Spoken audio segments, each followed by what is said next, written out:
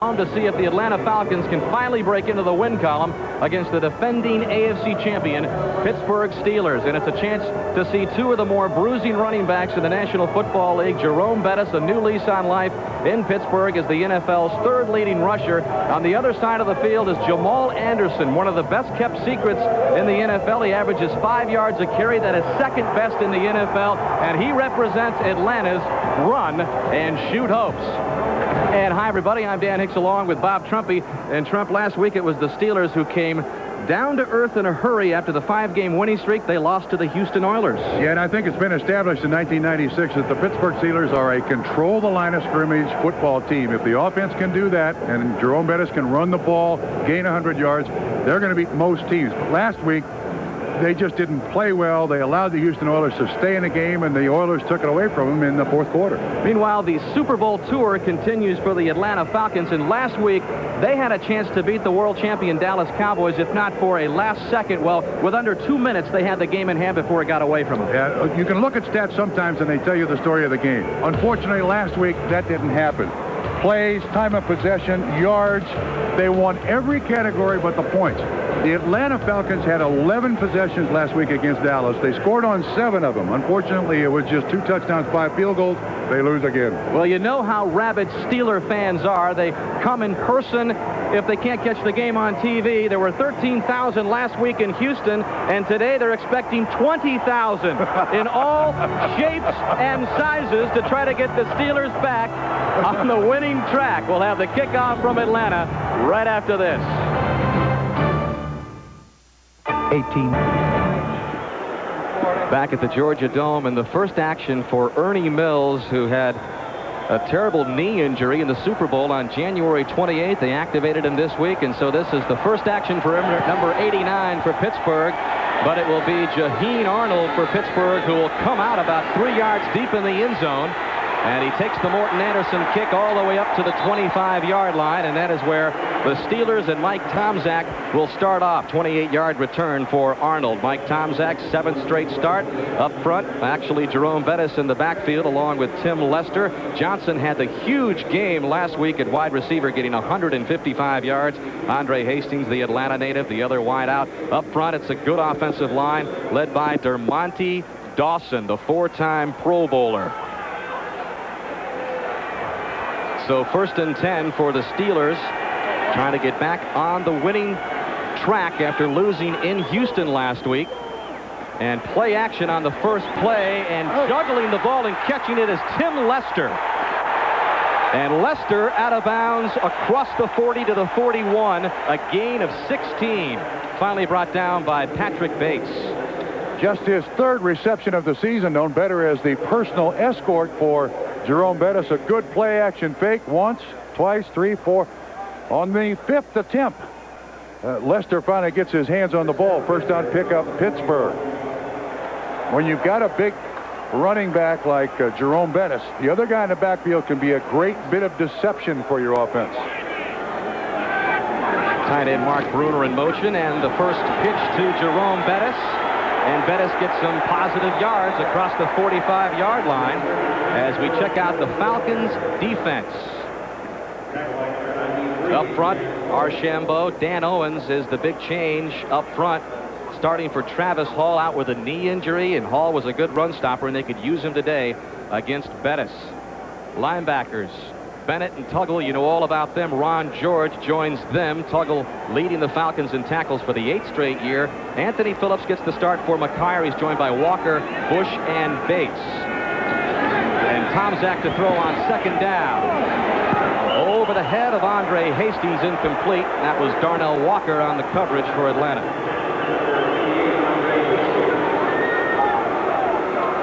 What Pittsburgh does now with Jerome Bettis in the backfield is play action, play action, play action. But actually, that's very good coverage by the Atlanta Falcons. Darnell Walker, number 45. I mean, he stayed right with Hastings. No problem with that whatsoever. And if there is a suspect part of this defense, it is the corners.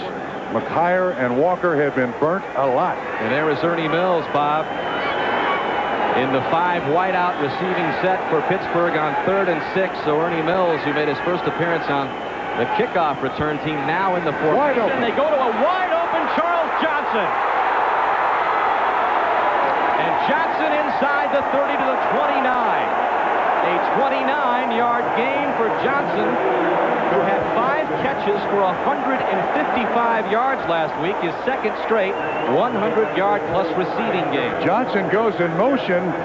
Tomczak can't believe it. Look, there's nobody out there from the hash mark to the sideline. Somehow, the Atlanta defensive backs just lost track of C.J.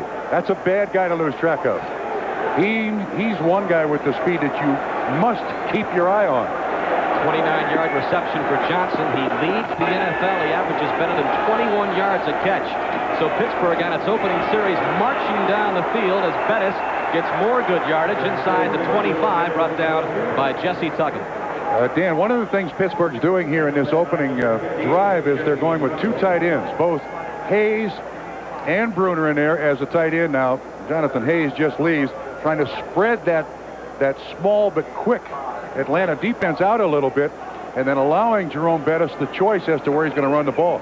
It's worked for giant yardage in this opening drive. Now, the Atlanta defense is the most generous defense in the NFL. They've been giving up almost 30 points a game this season. And the quick give to Bettis, brought down at the 23 by Dan Owens, who's filling in for Travis Hall. But Jerome Bettis had 5 straight 100-yard rushing games before he had it snapped last week in Houston. They used a lot of 8-man fronts and pretty much stuffed Jerome most of the ball game. He only had 65 yards gained on 18 carries. Yeah, but how in the world the Pittsburgh Steelers pulled the deal on draft day for Jerome Bettis is beyond me.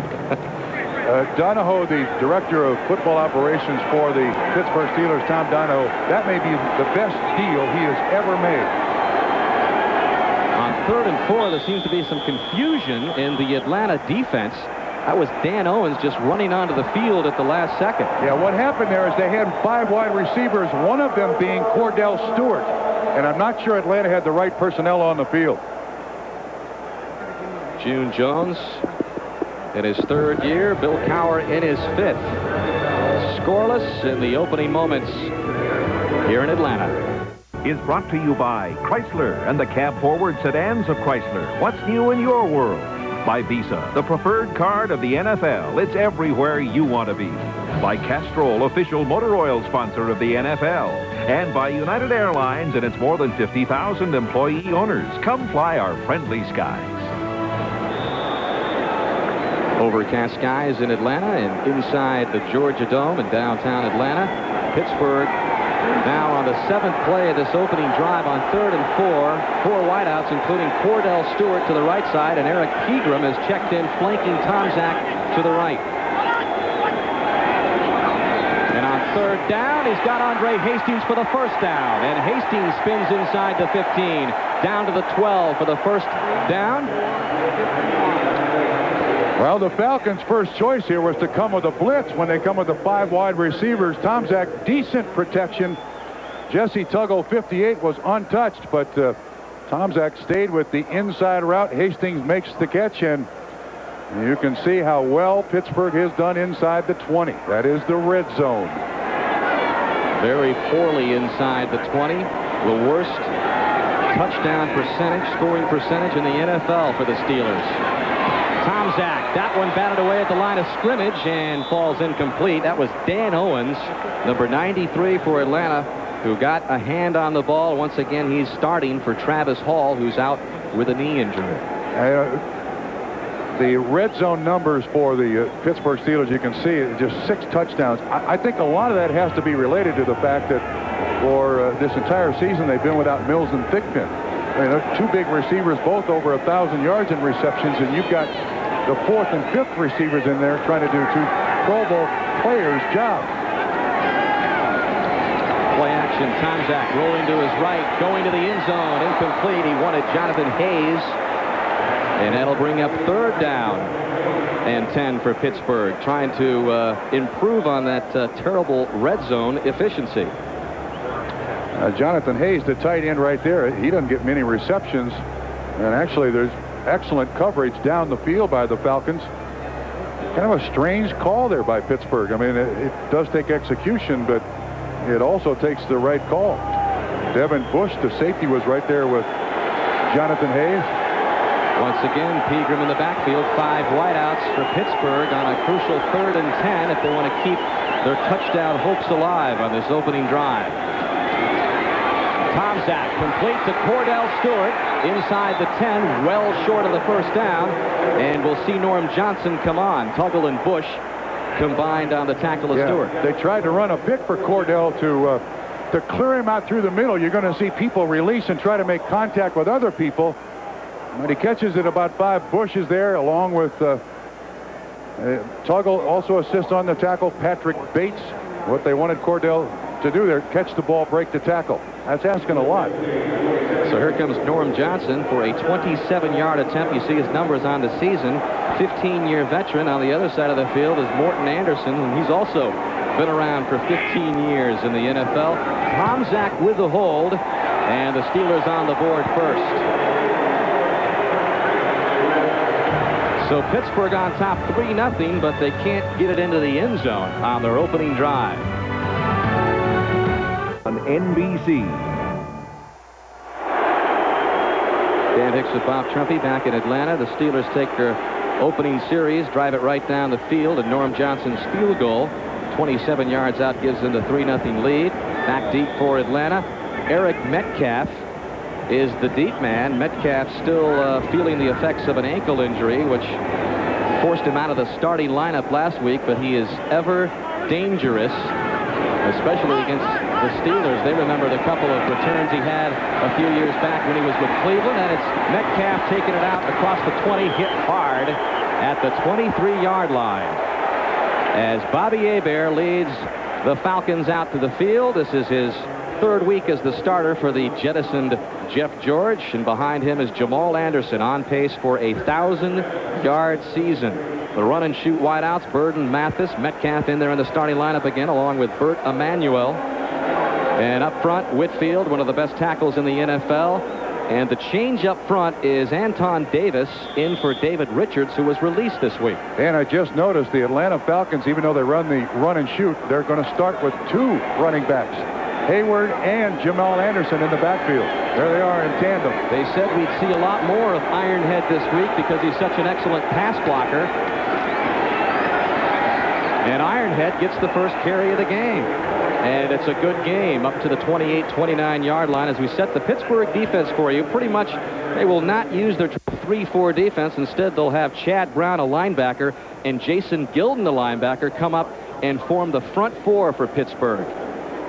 And that means that Levon Kirkland will be the lone linebacker most of the game today, and Dion Figures and Myron Bell will join a great secondary of Williams, Lake, and Perry and Woodson to form the dime package for Pittsburgh. But as long as the Atlanta Falcons have 2 running backs, Pittsburgh goes with their traditional 4-front defense, or 34 front defense.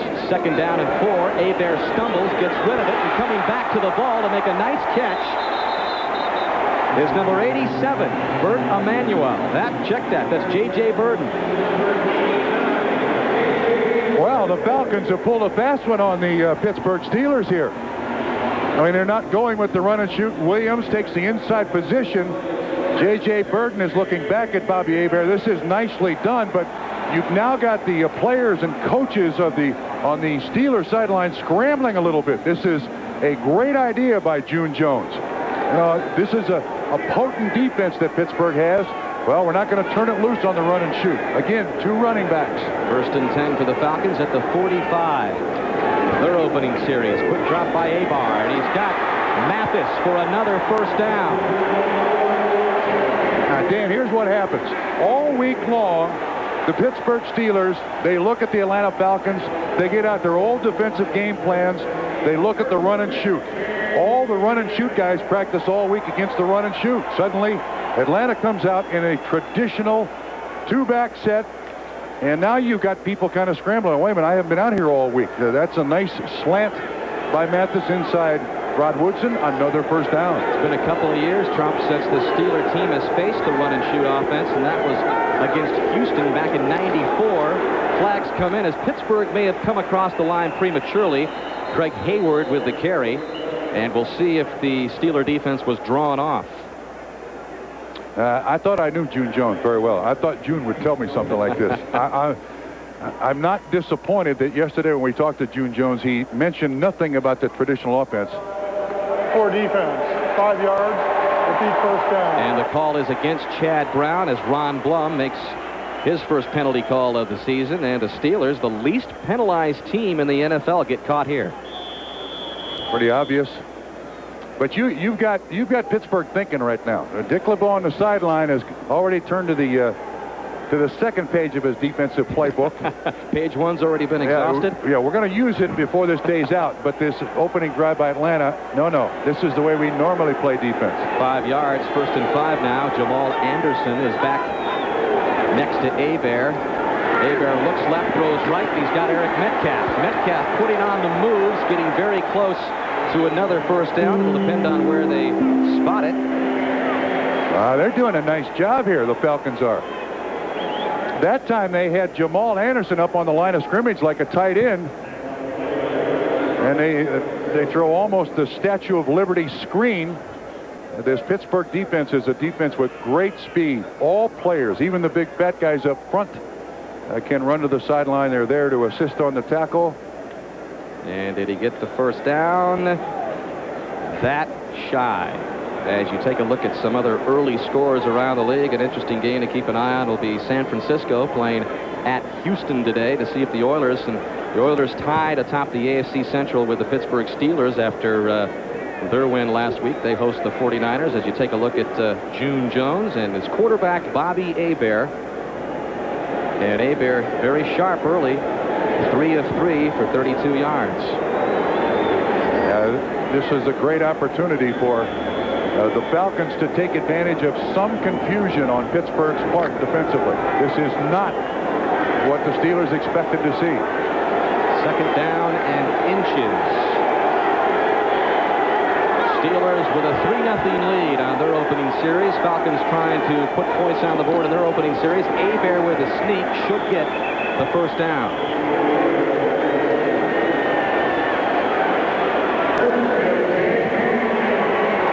Picks up the first down. Bobby Hebert has taken some shots the last few weeks. He took a number of hits in the loss to Dallas last week, but he's one of those guys that just keeps on getting up. Yeah, actually throughout his career. I mean, remember, this kid played in New Orleans and now here in Atlanta. Neither one of those franchises have done a great job of protecting quarterbacks. Concussions, broken ribs, knee operations. What's the big deal? Get out there, play. 1st and 10, 6th play this opening drive for Atlanta. They trail 3-0. They get it off just in time. Hebert to the air, threads the needle, and he's got Jamal Anderson. 1st and goal for Atlanta at the 5. Carnell Lake finally made the stop, but not before a 27-yard gain by Anderson. Anderson comes in motion. He ends up in the slot. Again, just a short little high percentage pass, a slant. A young man with great hands, an excellent receiver. And I'm telling you, Pittsburgh is going to have a long talk on the sideline. And look at what Anderson has done this season. A triple threat indeed. He had 7 catches last week. And now Ironhead trying to carry it in, close to the 1. Ironhead's a great story. Consensus All-American at the University of Pittsburgh. Goes to New Orleans, has a couple of great seasons, and then things kind of went downhill. In fact, 3 years ago when he played for Chicago. His weight went up, though. 3 years ago when I did a game in Chicago, we were at the Saturday walkthrough, and Wanstead just has his guys come out in street clothes and walk around. Ironhead had a chocolate-filled donut in one hand and a jelly-filled donut in his pocket, and those were the days when he weighed about 330. He's now down to 250. A trim 250. He's in the backfield on 2nd and goal. Hebert fakes to him, goes to the air, and he's got number 61, Robbie Tobek, the left guard, for the touchdown. How about that drive? I would say that's a totally confused Dick LeBeau, Pittsburgh Steelers defense on that drive. Yeah, Tobek on the last play. He's out here. He reports as an eligible receiver. Releases off the line of scrimmage. Kid's got pretty good hands. Now, Tobek was the roommate of Drew Bledsoe at Washington State. So Maybe. Maybe. Maybe they played catch once in a while. I don't think there was a significant practice time between Drew Bledsoe and Robbie Tobick. But Morton Anderson applies the extra point for the Falcons, and a little trickery in June Jones's playbook has put Atlanta on top, 7-3. Back in Atlanta, the Falcons with an impressive 8-play drive which covered 77 yards, resulting in the touchdown pass from Hebert to Tobick. And the Steelers find themselves down 7-3 as you look at Ernie Mills and Jaheen Arnold back to receive the kick from Morton Anderson. And it'll be Arnold from 2 yards deep. He'll come out again. A flag is thrown at the 10-yard line as Arnold gets it up to the 19-yard line. Special teams tackle made by the Falcons' David Brandon. And that call against Pittsburgh on the 22-yard return. And we'll hear again from Ron Blum. Chris Oldham is standing right there next to Ron Blum, pleading his case. I don't believe Ron was listening, although he is picking up the flag. Foul. The block was ruled a side block. Well, he was going to call it on Chris Oldham, number 24. But there's going to be a lot of coaching over here. This is Greg Lloyd, of course, out for the season with that knee injury. He's talking to Levon Kirkland, Chad Brown there. But he can't help. There's Dick LeBeau drawing what Atlanta did in that first series. Some pretty good brainstorming going on the Pittsburgh sideline. Dallas was the #1 ranked defense in the NFL last week. Atlanta confused them all game. Pittsburgh, the 3rd ranked defense in the AFC, and they have them off stride as well. And Tomczak gives it to Jerome Bettis, and he's got a gain of 2 to about the 22-yard line. Jesse Tuggle makes the stop along with Archambault for the Falcons. Dan, that touchdown by Atlanta, they've only had 12 points to that point this season in the first quarter, so it's a shock to the Atlanta fans and also the Falcon players that they drive down the field and score on their opening drive. Cordell Stewart to the near side in the slot, 3 wideouts on 2nd down and 8. And there went the blitz. And down goes Tomczak.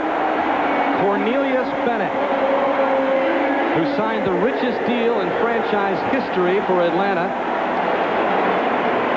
penetrates big time. Always been a great pass rusher, but one of the things you have to do is blocking. Get somebody on him. They try to run a play-action fake. In a lot of instances, when a linebacker like that gets to the quarterback, it's just great timing. He moves after the calls by the offensive line, untouched. He gets Tomczak on the ground. So now it's 3rd down and 14. Tomczak out of the shotgun. Wants Charles Johnson. And Johnson will be short of the 1st down. Lenny McGill made the stop on Johnson, looking for his 3rd straight 100-yard receiving game. This is zone coverage by Atlanta. They had 6 defensive backs in the game.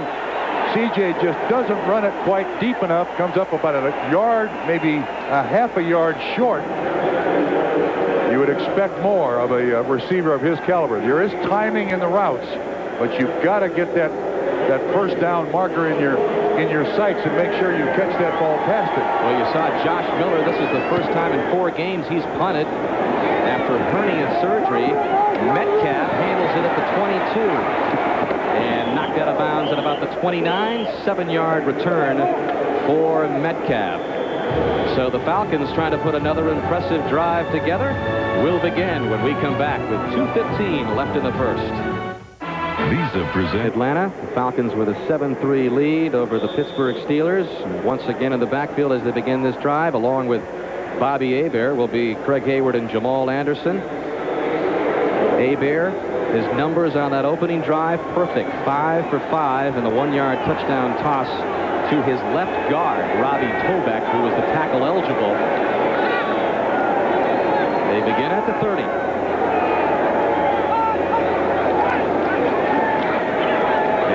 Complete at the 35. J.J. Burton has it short of the 1st down. Willie Williams knocks him out of bounds. next Saturday at 4 o'clock Eastern Time. NBC Sports takes a look back at what has really been a remarkable year in golf. Tiger Woods, 3 straight U.S. Amateur Championships, and you know what he's done on the PGA Tour since. 2 wins. He's a part of the great moments that will relive a celebration of champions, the USGA Year in Review, next Saturday right here on NBC. I think we're going to see a lot of that kid's face over the next several years associated with golf. Second down and short. Jamal Anderson is now behind Hebert. And Hebert complete. Terrence Mathis first down at the 45-yard line. Rod Woodson makes the stop on Mathis. Now, Dan, that was the run and shoot. That was 4 wide receivers, 1 running back. You're going to see Woodson matched up on Mathis. What the Pittsburgh Steelers are doing is taking their 2 best defensive backs, Carnell Lake, Rod Woodson, putting them inside on the slot receivers, which are the receivers that get the most business. And Mathis broke the string in his shoulder pads. So he heads to the sideline. Freddie Scott replaces him as you take a look at Rod Woodson. And they give to Anderson. This is his very first carry of the game. We mentioned last week, 97 yards last week and a career high 26 attempts. So it's been a much different game as far as Anderson's concerned and the Falcon offense in the early going this week. Now, Myron Bell, the safety, made the tackle on Jamal Anderson. He told us yesterday when we talked to him after the Dallas game, he was sensational. Moose Johnson came up and said, "Hey, kid, you could play." He knew that. Came all the way across the field to congratulate him, as the Cowboys definitely earned the respect of Jamal Anderson. Second down and 9. Steelers almost drawn off sides again. Hebert going downfield to Bert Emanuel, incomplete. Now, the obvious question is, when you move down the field so quickly on the first drive, why do you go back to the run and shoot? If you've got Pittsburgh on their heels, why do you come back with what you have run all season long? It's produced a lot of yards. There's no question about that, but no wins. Well, maybe June Jones is really trying to keep Dick LeBeau and company off balance. Maybe they've made some adjustments, and he wants to see what kind of adjustments they can make in the run and shoot. Alternate drives, maybe.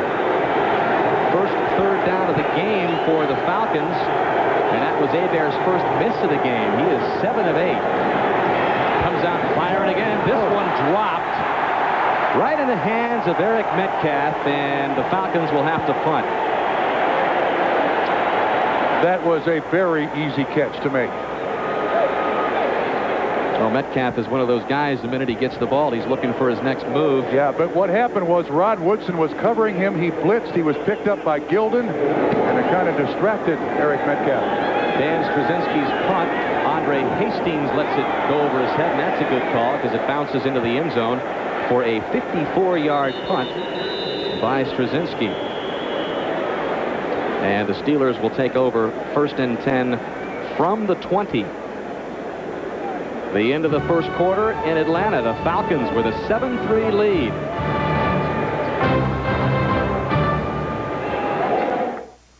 Pittsburgh Steelers in their first battle against an NFC team this year. They have a 9-1 series advantage against the Falcons. Their only loss was back in 1970 at Fulton County Stadium. And 2 tight ends in for Pittsburgh as they begin from the 20.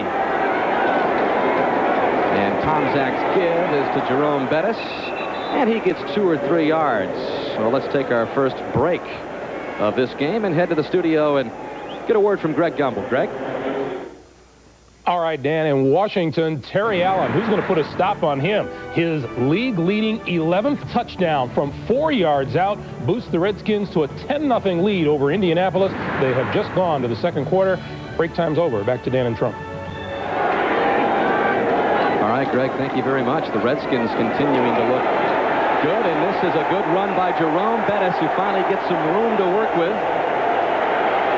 Picks up the first down, gain of 11 for Jerome Bettis, who is followed ever so closely by his family. In fact, the Bettis family has never missed a game on the road. You see up there is John III, Jerome's brother, Gladys, and also the number 36, and to her left is Mr. Bettis, John Bettis, but there is probably the biggest Steeler fan in the country. Jerome's brother, John, and we'll get into that a little bit later, as Jerome Bettis has another carry up close to the 40-yard line. Yeah, he grew up a Pittsburgh Steeler fan. Jerome grew up a Dallas Cowboy fan. They each had helmets for their respective teams. When they play each other, Dallas and Pittsburgh, the kids used to bet. Johnny won one time, or lost one time to Jerome for a little change box. Jerome went for the change box. Johnny beat the crap out of him. He said, not so fast. Yeah. You may have won the bet, but you're not getting the jackpot. 2nd down and 5 after the game by Bettis. And he goes to work again. To continue the story, Jerome said, I thought my mom would jump in and say, now, Johnny, don't beat up on your little brother. Jerome said his mom said, you shouldn't bet. And he never bet again. Gladys is an excellent teacher. Well, the very first photo that Jerome Bettis sent was to his brother John when he knew that he was going to become a Pittsburgh Steeler. He said, I got to give my first photo. It was a black and white photo. It was so quick to get distributed to his brother, and he's the biggest Steeler fan in this building, you can bet. Tomczak on 3rd and short to Andre Hastings, who picks up the first down. Oh, a nice pattern run by Hastings. Tim McKyer made the stop on Hastings, an Atlanta native who went to high school here at Morrow High School in Atlanta. It's going to take place out here. There's going to be contact between him and McKyer. See, there's a little bit of a push-off. But there are so many option routes run today in the NFL that the quarterback really waits on the receiver in a lot of these routes. Just lets him get open, then makes the completion. Hastings, a nice move for a first down pickup. 27 catches for Hastings. Now the 6th play of this drive at the 48. The fake to Cordell Stewart. The other way they go, and coming in to make a great play was Jesse Tuggle. He's led the Falcons in tackles 7 straight years.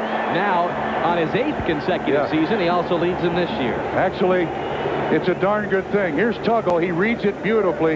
Not fooled by the reverse action of Cordell Stewart there underneath the blocking.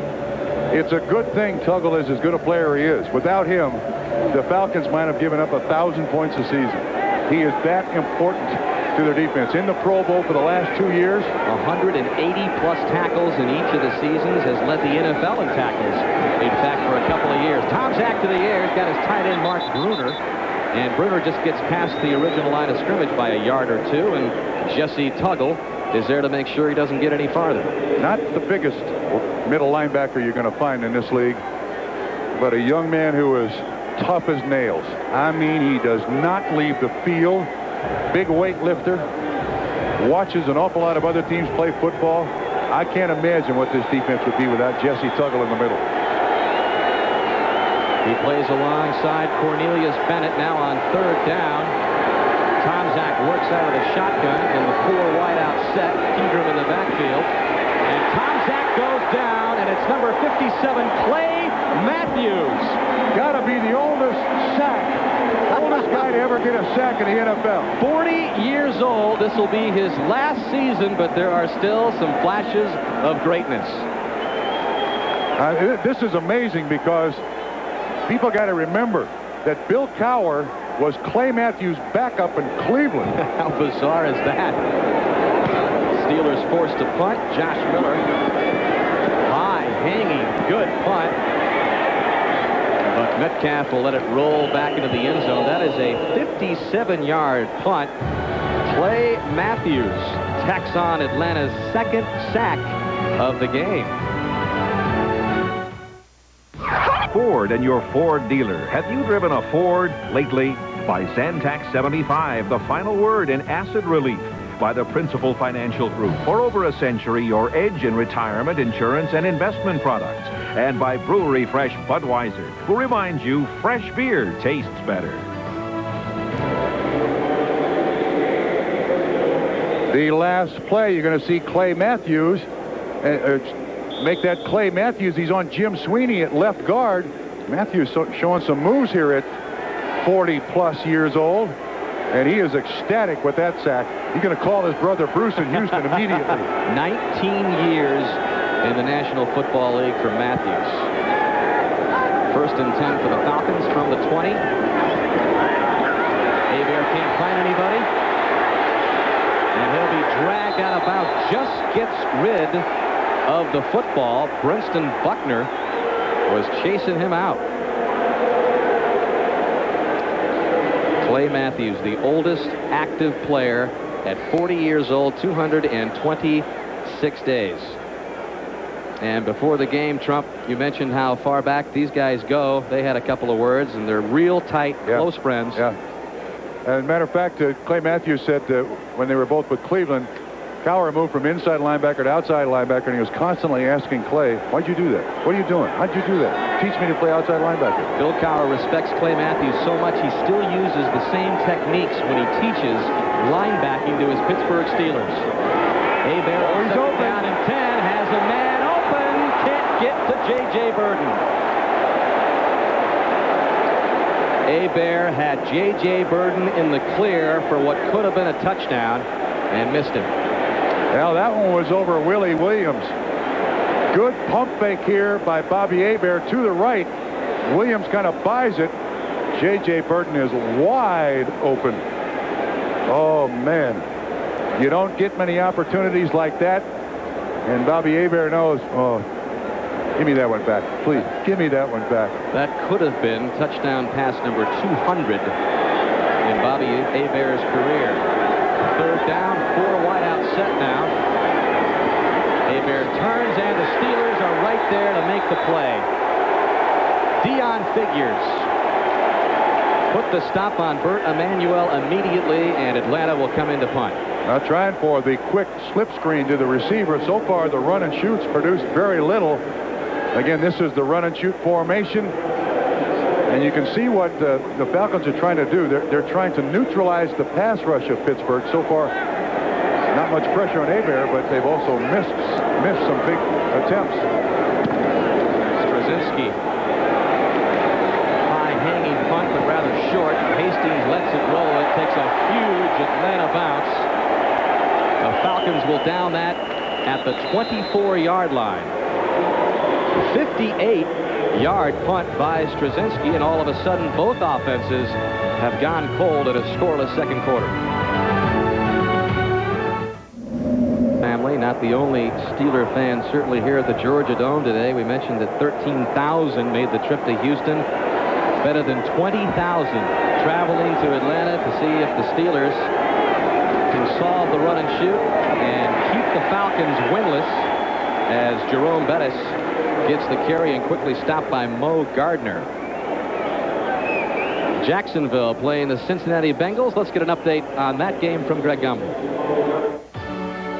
All right, Dan, this one taking place in Cincinnati, and the league's best passer, Mark Brunell, runs it in from 14 yards out, right up the middle, untouched, extra point. Jacksonville with a 7-0 lead as Bruce Coslin looks for his first victory as a Bengal coach. Second quarter, Dan.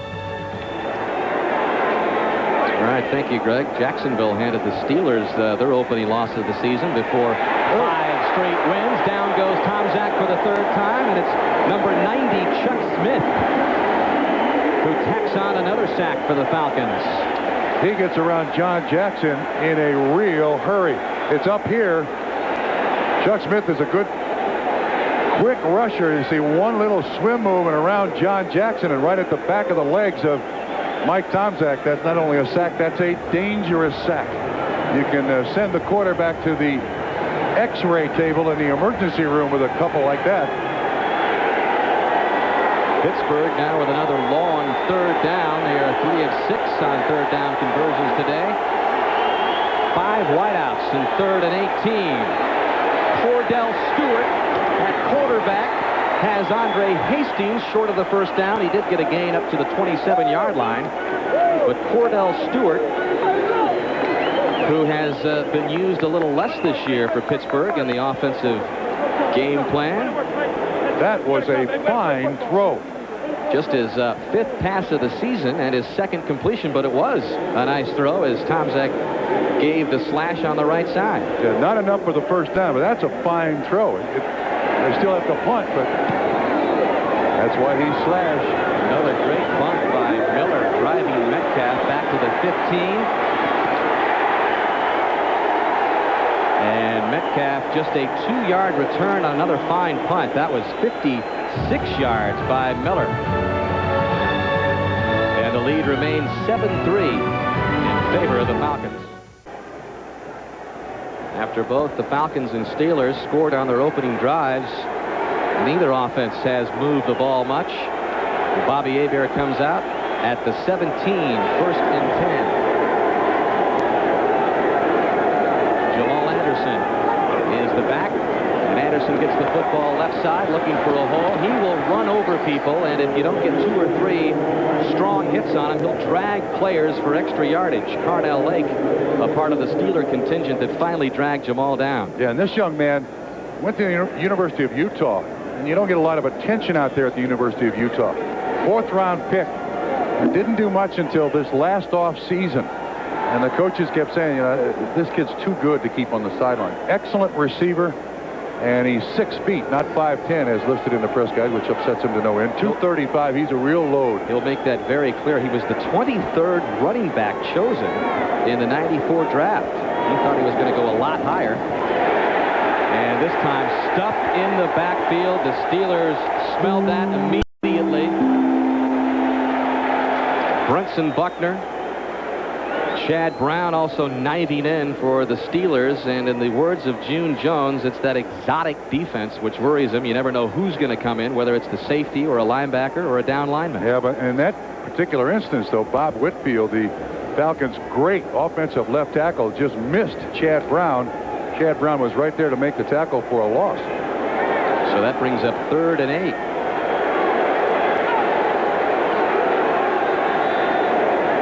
Four wide receivers for Hebert.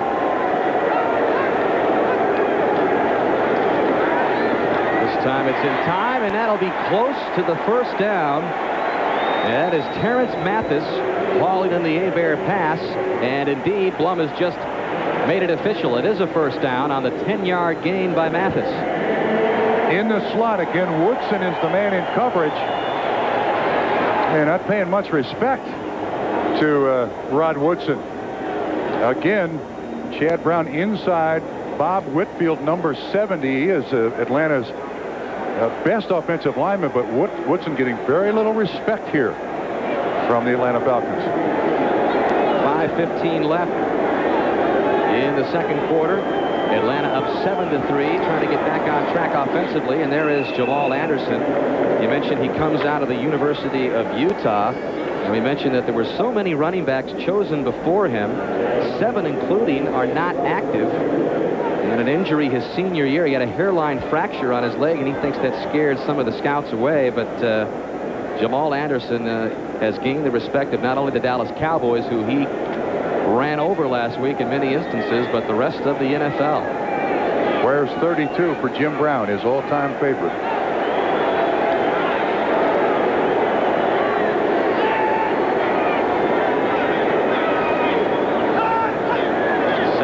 Here comes Carnell Lake on the blitz up front. Mathis gets it. It's a 1st down at the 47-yard line. Dion Figures finally brought Mathis down, but Terrence Mathis accumulating big yardage here. That one good for 17. And you know what I like, what the Falcons are doing here, taking their time at the line of scrimmage so that everybody can read the defense properly. And basically it's just a straight pattern right up the field by Terrence Mathis. No move in it. Bobby Hebert makes the completion. 3 catches for 29 yards for Terrence Mathis.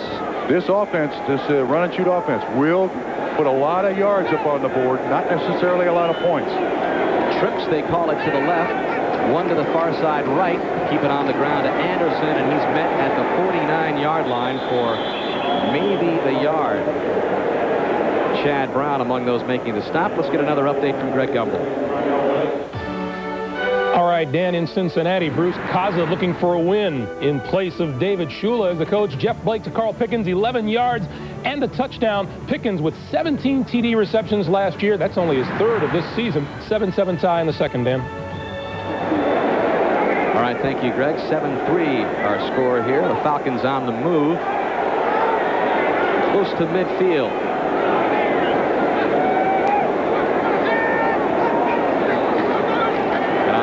Play of the drive. Hebert has another man, and it's Mathis again. He's short of the 1st down, but a good gain into Steeler territory at the 44-yard line. Levon Kirkland there to make the stop. And when this run and shoot works, the defense cannot be right.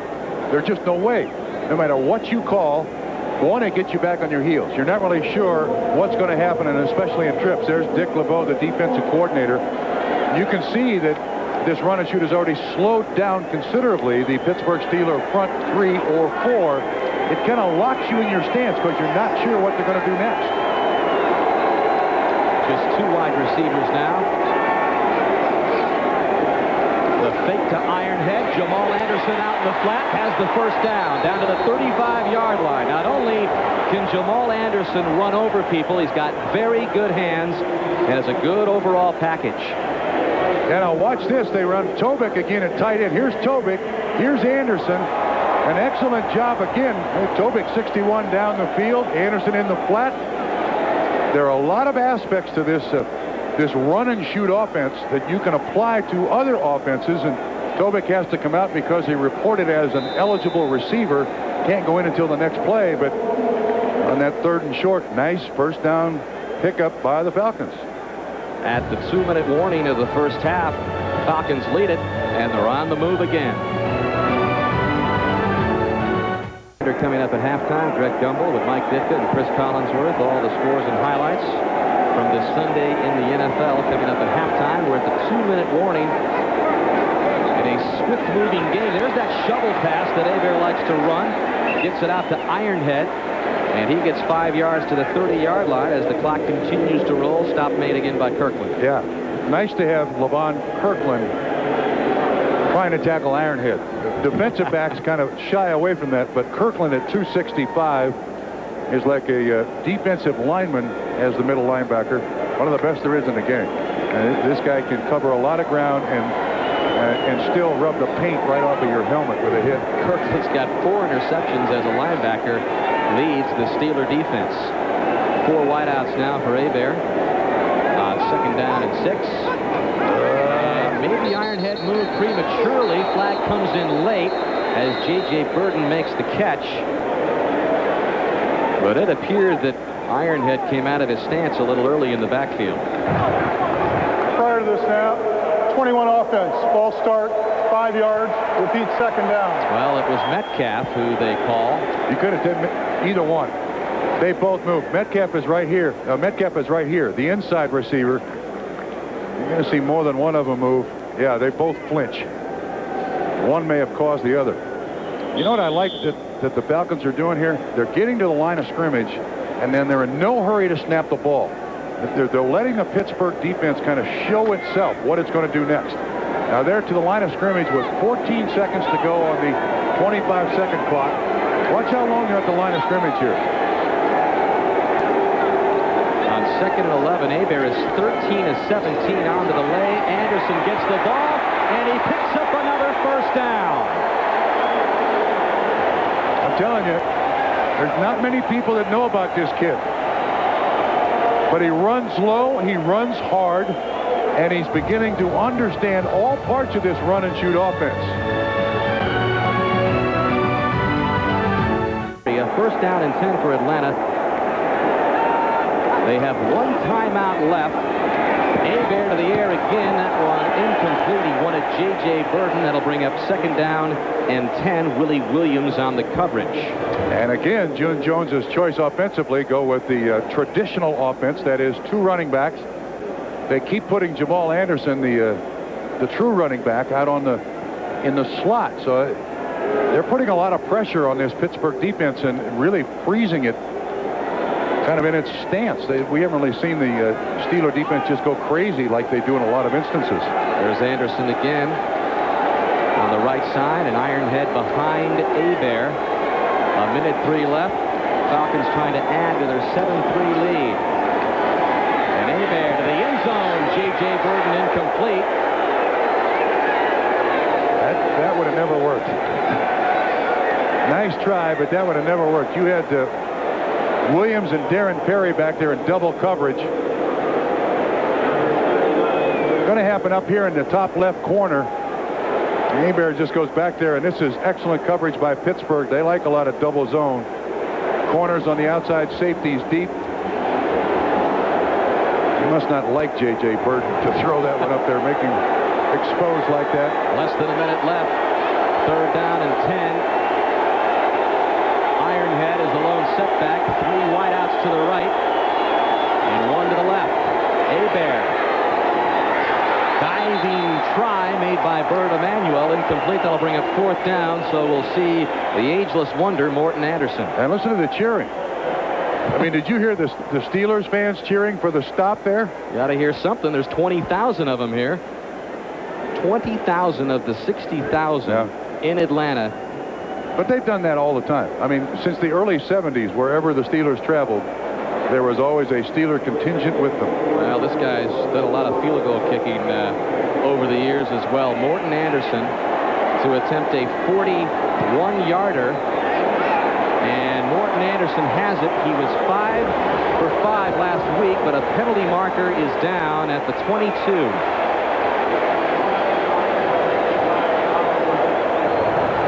Consecutive games scored, 50-plus yard field goals, the most in NFL history. The next closest man, as the call is made against Steelers, the field goal will count. The next closest has 22. Morton Anderson has 9 more 50-plus field goals than the next closest man in NFL history in his 15th year. Yeah, he will have spent his entire career indoors. You realize that? Yeah, with the Saints? With the Saints, and now here, half of his games kicked indoors. I have a feeling it wouldn't make a difference with Morton Anderson. He's that good. 23 game-winning field goals. I mean, you're not only talking about the best today. When his career is over, it'll be certain that he will be the best ever. Yeah, and how New Orleans can get rid of him. And Lowry's still playing. Gary Anderson's still playing. Former Steeler kicker. And all those guys on top really kicked on AstroTurf. Lowry, Stenerud, they're all on AstroTurf. That's a big help, too, for kickers. You're right. How New Orleans could ever let him get away is hard to figure out. Yeah, well, that's one of the pluses for Atlanta. I still want somebody to explain to me how Brett Favre got away from this franchise. Sit me down and explain it to me, will you, please? Well, the field goal drive by Atlanta, 14 plays, 60 yards. They chewed up 6.5 minutes. And they'll down that in the end zone as Anderson kicked his way too deep. Jaheen Arnold taking a knee for the Steelers with 49 seconds left in the half. And for the Steelers with the 49 seconds left, let's just get out of this half. They played awful on offense. They got tricked a little bit on defense, but to be just 7 points behind at this point, let's go in and think about this and come out with a different attitude. What is it about domes in Pittsburgh here this season? They must not like them. Mike Tomczak lost for the very first time since taking over for Jim Miller as the starter in the second game. That led to the 5-game winning streak, so that was his first loss at Houston last week.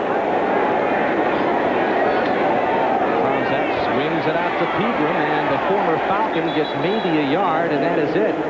Clock still rolling with 40 seconds left. And now the Steelers will take a timeout. With 39 seconds to go in the half, the Falcons have added to their lead. As a delivery company, with just 39 seconds left in the half, it looks like the Pittsburgh Steelers will now have gone 2.5 games with just 2 touchdowns scored. The offense has gone flat the last 2.5 games, and we include the first half of this one. They still have 2 timeouts left. Tomczak lobbing it up. And he had a receiver who fell down. Cordell Stewart was down there, but that was Jaheen Arnold, who might have been the intended receiver, but he fell down, and Tomczak never had a chance to connect. Yeah, Arnold got his foot caught in the AstroTurf. Sometimes those white lines will get in your way, you know. Kind of put you down, and it was a desperation heave by Mike Tomczak. This has been an awful offensive half of football. If you take away the opening drive, Pittsburgh has done nothing since. And it gets even scarier for Steeler fans, Bob. The Steelers have not scored a single touchdown in the 4th quarter all season long. That one complete for Charles Johnson, and he has the first down They'll mark him close up to the 34-yard line, and that stops the clock with 26 seconds left. Now, is there anybody else out there who can catch the football and gain some yards for Pittsburgh besides Charles Johnson? That one good for 13 yards. We asked Bill Cowher if he was concerned about his team. He said, I'm not really concerned too much at this point. You don't want to peak at this point in the season. You want to get your team playing its best football in November and December, obviously. But they were 3-4 at this point last year, and 5-2 now. But at some point, a pattern sets in. One other factor. I don't believe the first half of this game has been particularly well called by Chan Gainey, the offensive coordinator, either. I mean, there he is sitting right there in the middle with the headset on. He replaced Fargo. Ron Earhart as the offensive coordinator. And look, I mean, this has not been a half that he wants to really hang on his mantle either. It's kind of been a scattergun approach by the Pittsburgh offense. As a reminder, Domino's Pizza halftime report coming up with all the scores and highlights. 26 seconds left. Tomzak swings it out to Pegram. Pegram gets maybe a yard or two. Clock continues to roll. 15 seconds left. And the Steelers take yet another timeout. And they have one left.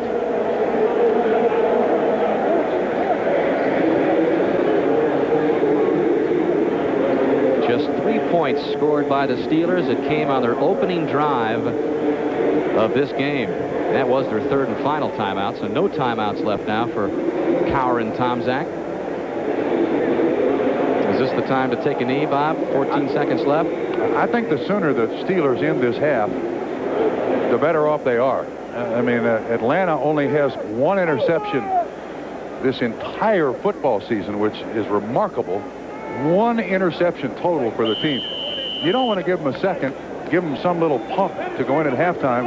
I just take my losses here, go in and reassess. There's Rod Russ, the defensive coordinator of Atlanta, and it looks like they're going to give it a shot here. Russ, the fourth defensive coordinator in the last 5 years. Cordell Stewart launches one, and that will fall incomplete. Man. He threw that from the 25 to the 5, 70 yards. That looked like the Hail Mary he threw when he played for Colorado that beat Michigan. When he threw that one on a 70-yard frozen rope, that wasn't quite as far, but that was launched.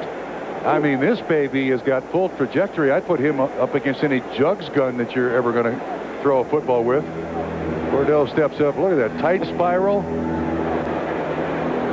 That was Charles Johnson. It was in the vicinity, but now with just 6 seconds left. As you look at Cordell Stewart's numbers, slash. Just his 6th pass thrown of the season. 5 wideouts now for Stewart. A flag comes in. Too much time. And delay of game. Third down. Now, wait a minute. They can't buy another play. I think Ron Blum should end the half here.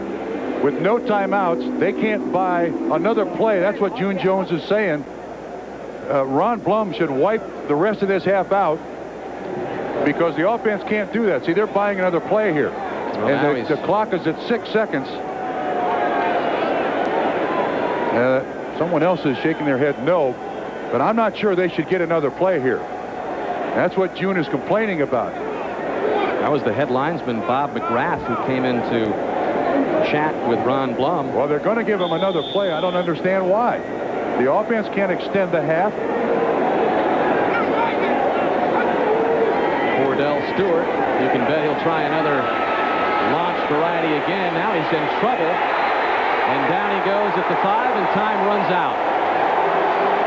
And that ends the first half. The Falcons get their 4th sack in the first half, and they take the halftime lead 10-3. Let's go to Greg Gumbel in New York. For good reason. 4 for the Falcons, Bob. Yeah.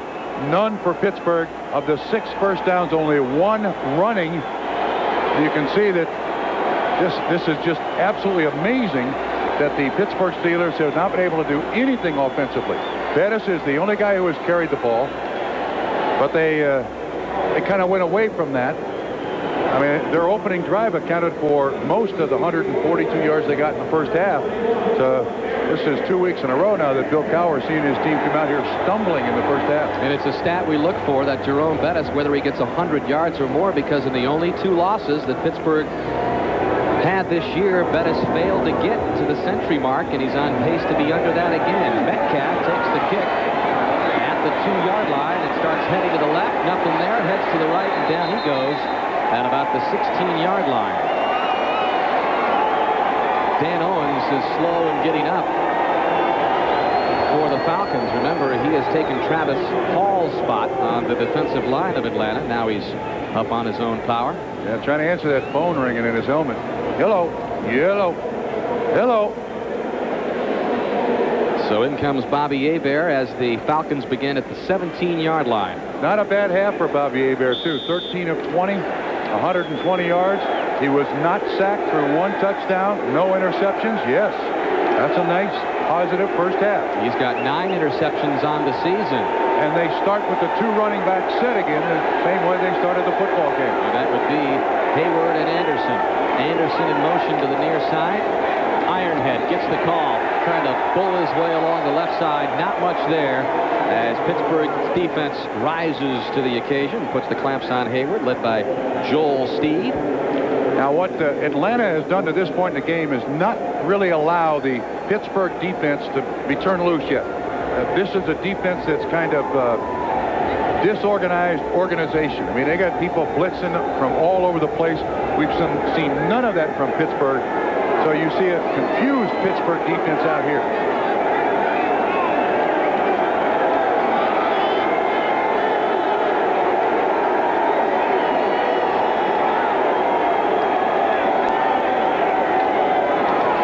Here comes the blitz.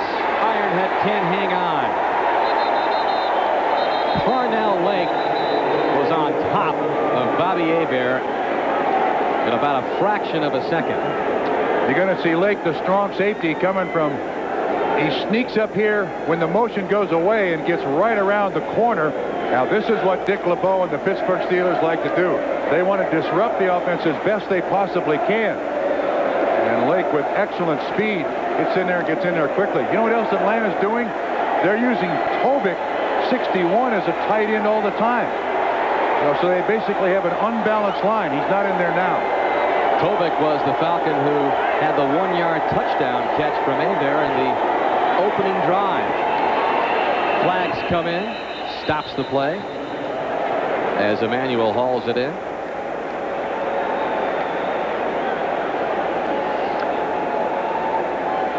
Prior to the snap, we have a delay of game. Offense, 5 yards, repeat 3rd down. By the way, an explanation for the play at the end of the half.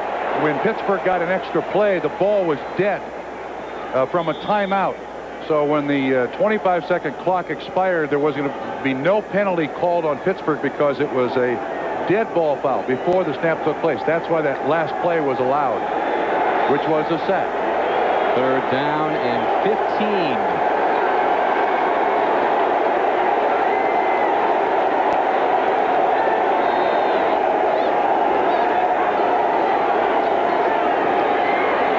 Came in and blitzed. Emmanuel with a reception well short of the 1st down across to the 22-yard line. Dion Figures dragged him down, and that'll bring out the punting unit for Atlanta on its opening possession of the 2nd half.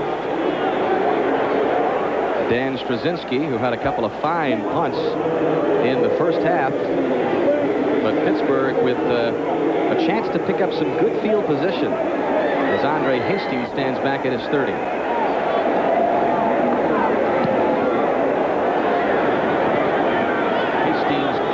The fair catch at the 40-yard line, and that's where Pittsburgh will begin after the 38-yard punt. The Falcons trying to pull off what would be a shocking upset.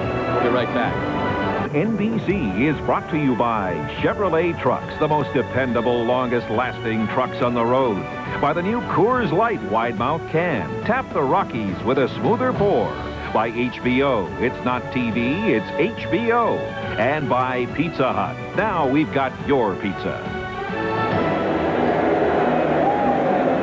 Back in the South, beautiful fall in Atlanta, indoors at the Georgia Dome. The Pittsburgh Steelers, after an anemic first half. There are their points by half on the season. And as you can see, the longer the game goes, the less productive the Steeler offense becomes. In fact, 0 touchdowns in the fourth quarter all season, but this is their best starting field position of the game. And Jerome Bettis trying to get on track as well. He had just 36 yards in the first half.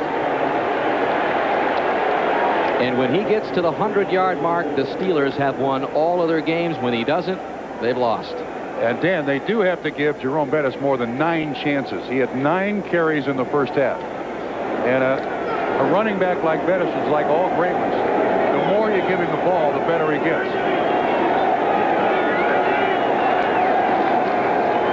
Well, they give it to him again, and Bettis bowls his way into Falcon territory and picks up the first down. So it seems that some things were discussed in the locker room, Trump, that let's go with what we know can win games for us, and that's get Bettis his rhythm. He told us last night, too, he still has problems with his foot. That's one of the things that really affected him in St. Louis. It wasn't just that he didn't fit in the offense, but he's not 100%. But he is so happy, he said, when I put that Steeler uniform on, it takes away a lot of pain.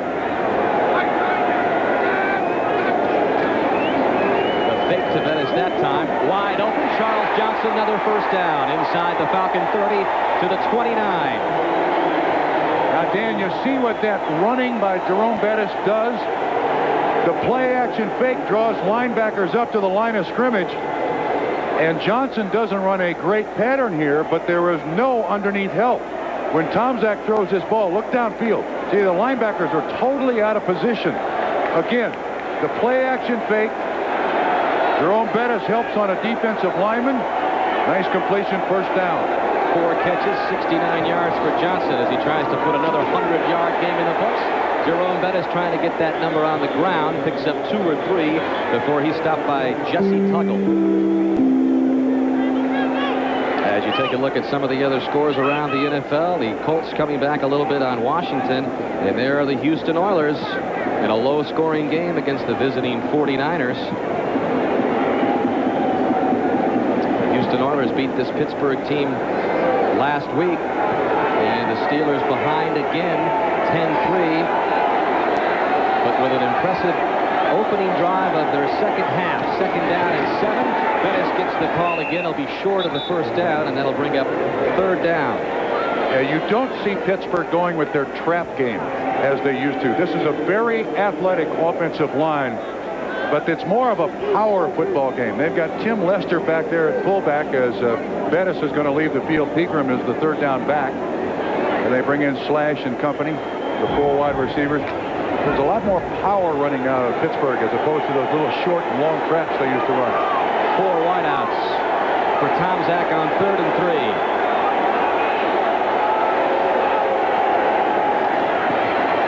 Complete. Johnson again. He's got first down yardage. Spins his way inside the 15. Anthony Phillips finally made the wrap on Johnson, but not before another big gain. This is the kid you root for, too. This kid's upbringing is something along the lines of a movie.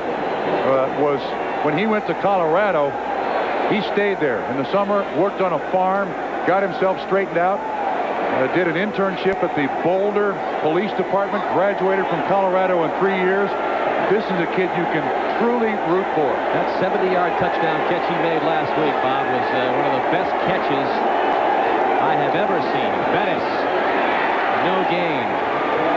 Makes no difference. Give it to him again. It sets up the rest of Pittsburgh's offense. Cornelius Bennett among those on the stop for the Falcons. This is the worst start for the Falcons since the 1966 team started at 0-9. They are 0-7 and trying to snap the winless streak. Cordell Stewart in the slot to the right. Tomczak to the end zone. Touchdown, Andre Hastings.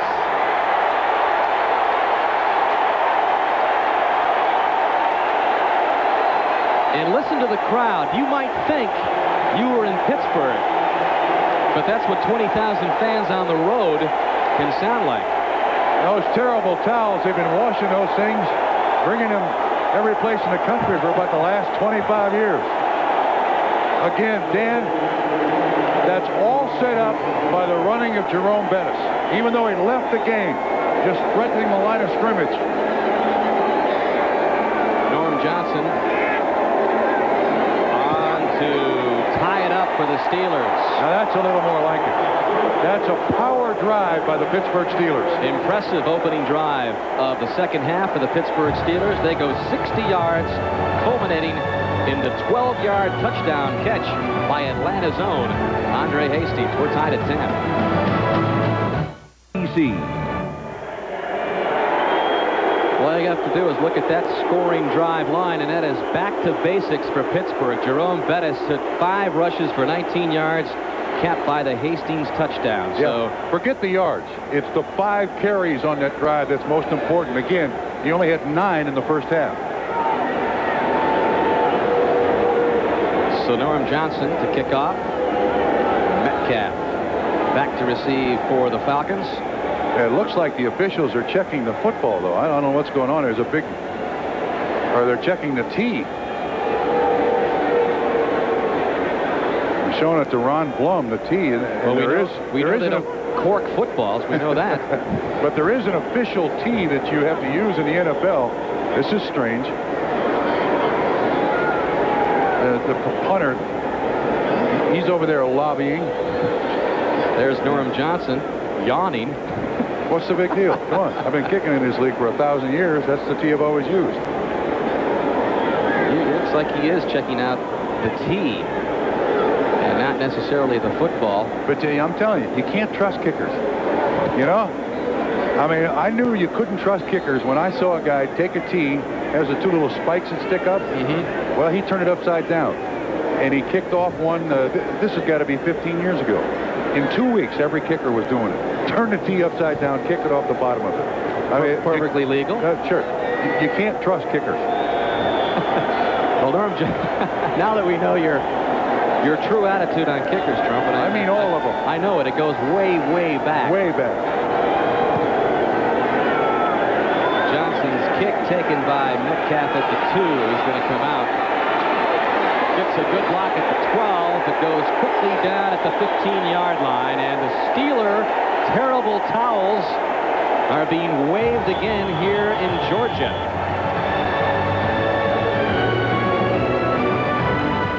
.44 left in the third quarter. Tonight on Dateline, battling the California wildfires. A minute-by-minute report that takes you to the front lines. That a part of the Dateline show tonight. Then you go in for routine surgery, but then the unthinkable happens. You wake up under the knife. Watch Dateline later tonight on NBC. Trump, I know you've had 4 surgeries in the NFL. Did you ever wake up under the knife? No, I told the nurse if I wake up, use this ball-peen hammer. And she did.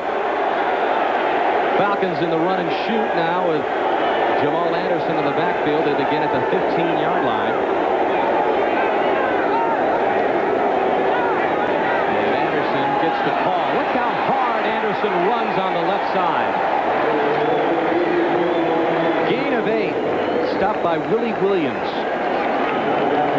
Speaking of surgery, Greg Lloyd, the 5-time Pro Bowl Steeler linebacker, get back healthy after the surgery, getting hurt in the opening game. With the anterior cruciate ligament. Everybody used to tear a ligament on the outside, or the inside of the knee called the medial collateral ligament. That's out of fashion. Everybody now tears the anterior cruciate ligament. It was Rod Woodson who tore the ACL. Came back in the same season last year. And Ernie Mills, too. And Ernie Mills as well, who has just been activated. Jamal Anderson gets the ball on 2nd and short and picks up the first down. Rod Woodson's down there grabbing his ankle. He's also had problems with his Achilles tendon on the left side as well. That, he told us, brought on by overcompensation for the injured knee, and that has given really Rod Woodson more problems than the knee as of late. He misses quite a few practices, but he says that has been very painful to deal with lately. But you know what amazes me? He told us last night we were talking to him, he has never taped his ankle. Where's Woodson? Let's see if we can pick him up. There he is right there. Is somebody kicking? What happens here? Oh, he turns his ankle right there. Stepped on his own player's foot. He stepped on Willie Williams' foot, turned the ankle to the inside. That's the good news. If you're going to turn your ankle, you can turn it to the inside. But that was, you see that a lot in basketball. Big guys underneath the basket coming down on somebody's foot. But I can't believe that a guy of his talent and experience has never taped his ankles. Well, that is good news for Pittsburgh fans. Woodson walking to the sidelines. But I got to tell you, we're going to see this again. Watch Woodson right there. That'll give you the hop. But playing a run and shoot offense, you take out a defensive back. Now, who's going to take his spot in the slot? Let's see. Dion Figures is, I believe, now taking Rod Woodson's spot, number 21. There he is. First and 10 for Atlanta in a 10-10 game. 7:30 and counting left in the third quarter. Long count by Hebert. Mathis has it, trying to turn it into a first down. He's got it across the 40-yard line. Jason Gilden on the stop for Pittsburgh. Now that's another feature of the run and shoot that coaches like and like a lot. When it functions properly, you have an awful lot of situations where it's one-on-one. Now watch Levon Kirkland here. He's going to be presented with the chance or the opportunity to make the tackle. And that's a feature of the run and shoot. Try to get one-on-one. See if the guy can make the tackle. Mathis outruns Kirkland for the first down. 6 catches, 59 yards now for Mathis. Shovel pass to Anderson. And Anderson close to another first down. Close to midfield before Kirkland can bring him down. I don't know of another running back, Trump, that runs harder than Jamal Anderson. Yeah, this is a nice little shovel pass. Hebert sets back, just throws it underneath. It's also Oliver Gibson, number 98. Watch him grab a hold here. That's a saving tackle because I don't think Kirkland can catch up to him if Gibson doesn't slow him down. Excellent receiver. The only thing he can't do is pass protect. He's learning that quickly. That's what Ironhead does a little bit better. Ironhead is in the game on short. Picks up a first down, but a flag has been thrown. And it might be a holding call.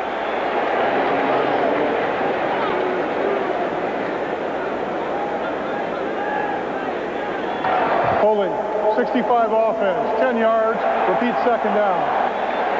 And that is called on Roman Fortin, the Falcon center. Let's go. Well, Pittsburgh, the least penalized team in the NFL coming into this game. The Falcons, well, one of the worst penalized teams, 58 total coming in. But they pick up another one, which sets them back. And now, instead of second down and short, it's now 2nd and 11. But that's just Atlanta's third penalty of the day. I mean, they've played well last week and this week. They've made very few mistakes. The only thing they haven't done is scored more points than the opponent. Ironhead in the backfield, 4 wide receivers.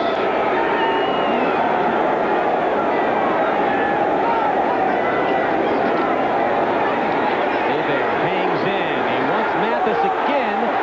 That was Carnell Lake on the coverage. Oh, that was close. He bumped Mathis.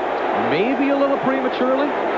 Yeah, the other thing was Carnell Lake was not looking back at the football. And generally, the officials are very quick. You're going to see the contact right here as he runs with him. A little out move, and Lake is not looking back when Mathis tries to make the attempt to come back for the football. I don't know. Pretty close. That's a lucky call for the Pittsburgh Steelers.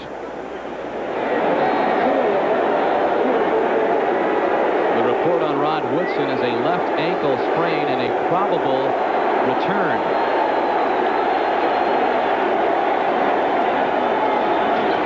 Third and 11. Hebert just throws it out in the middle. He was pressured from both sides. And that'll bring up 4th down. Chad Brown applying the pressure for the Steelers, and now Whitfield is into it with Chad Brown. They have to separate him. Yeah, well, that's the guy that Chad Brown's been beating all day long.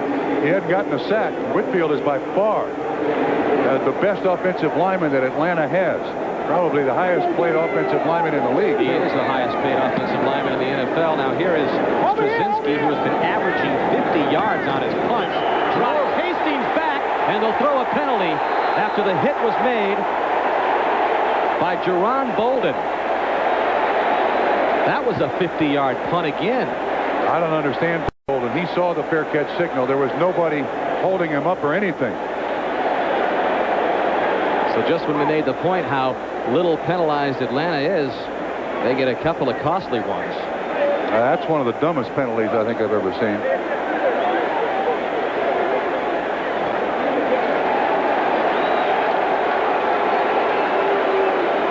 And Frank Gans, the special teams coach, is trying to change that helmet to red from the bite marks. Fair catch interference. 43, the kicking team. 15 yards from the spot of the foul. First down, timeout. So instead of starting at their own 10-yard line, the ball now at the 25. And another look at how Bolden, there's clearly the fair catch called. And clearly Bolden, clueless on that punt by Straczynski, costs the Falcons. Just a moment ago, Straczynski, the punter, consoling Bolden, but I don't know if I would console him after wasting that 50-yard punt. Makes it a 35-yarder, and now the Steelers take charge at the 25, and Jerome Bettis beginning to take charge in the second half. The total yards this half before that carry, Pittsburgh had doubled Atlanta's output, 60-36. So the Steelers beginning to get back to what they do best, go to Bettis. Yeah, and again, forget the yards. It's the number of carries. Guys like Jerome Bettis have to have 23 to 28 carries a game to be effective. Gain of 5 for Bettis, second and 5. Guess who again? First down yardage and more. Across the 45. And they'll mark him out at the 47. Jerome Bettis. He ought to save his strength. He's going to get it again. Mr. and Mrs. Bettis in the stands along with his brother John. That's Gladys. This is a good job at the corner. Bruner, the tight end, does an excellent job. 77, Wolford does an outstanding job on the outside linebacker, George. And that is a runaway truck. I'm telling you, you are looking for shoelaces, shins. Try to grab him by a toenail right in front of June Jones. Fake to Bettis. Tomczak on the mark. This time he's got his tight end Bruner for another first down. At the 32, Jesse Tuggle had to come back and make the stop on the tight end. And again, the play action drew everybody to the line of scrimmage. Rod Rust on the sideline. This is what he did not want to see. This is not a great run-stopping defense. And if they can run, you got to commit. Now watch the linebackers drawn to the line of scrimmage as the play action fake takes place. See him hold there? That allows Bruner to get behind Jesse Tuggle for the first down completion. Game tied at 10, 3:35 left in the third quarter. Quick drop by Tomczak, goes to Charles Johnson. That's for another pretty good gain of 4 or 5 yards before Darnell Walker drags Johnson down. Yeah, Walker's been a target today. He has, number 45 has been a target. This is a defensive secondary that has given up a lot of big plays this year. 10 plays of at least 40 yards or more they have given up. Houston Oilers still hanging on to that lead over the 49ers. Oilers and Steelers tied atop the AFC Central with 5 and 2 marks. Tomczak now 16 of 20 for 155 yards. Gets another one away. That ball complete to Lester. Looked to me like he fumbled the ball, but it was fumbled out of bounds, and he's not sure where he is. Cornelius Bennett might have stripped it away from Lester. That is just his third catch of the season, and he's slow in getting up. See what happens here on again, the play action fake.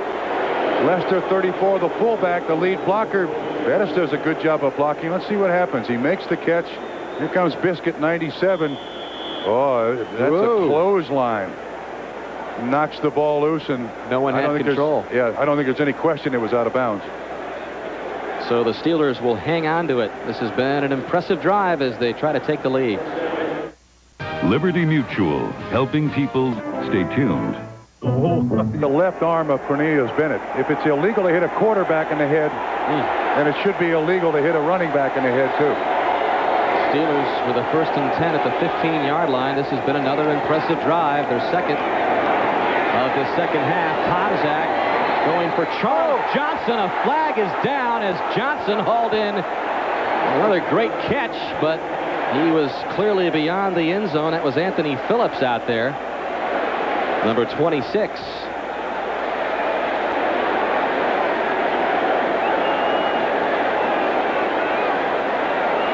There's contact down there more than 5 yards down the field, but the flag comes late. And again, Phillips does not turn his head around. And I think the side judge calls the penalty. That is Chuck Smith, very vocal in the referee Ron Blum's face. Well, you hear the cheers, so that means it's against the Falcons. I think what they were trying to determine is whether the contact took place out of the end zone. Pass interference. 26 defense. Foul occurred in the end zone.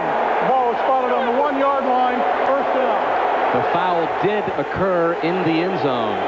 Yeah, how about the penalties? The 2 in this drive, the 15-yarder on the fair catch interference, and now the penalty. And what the officials were trying to determine was the contact in the end zone. Cordell Stewart.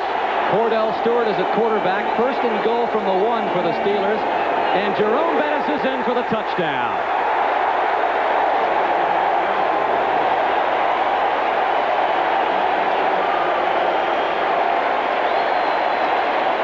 Two for 2 on their drives to open up the second half. The first was a 60-yard drive. That drive started at the 15-yard line, and June Jones is down.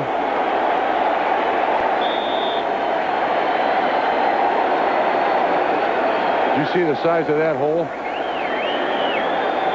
Jerome fell into the end zone. It was not necessary. I mean, he could have done the Macarena across the goal line.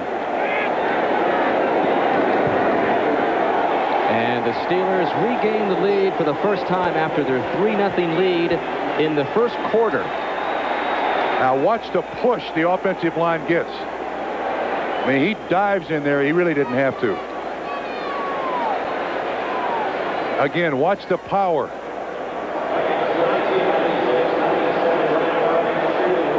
Excellent block, too, right up in front of him by the fullback that took Lester's place, John Whitman. And you can see brother Johnny, Gladys.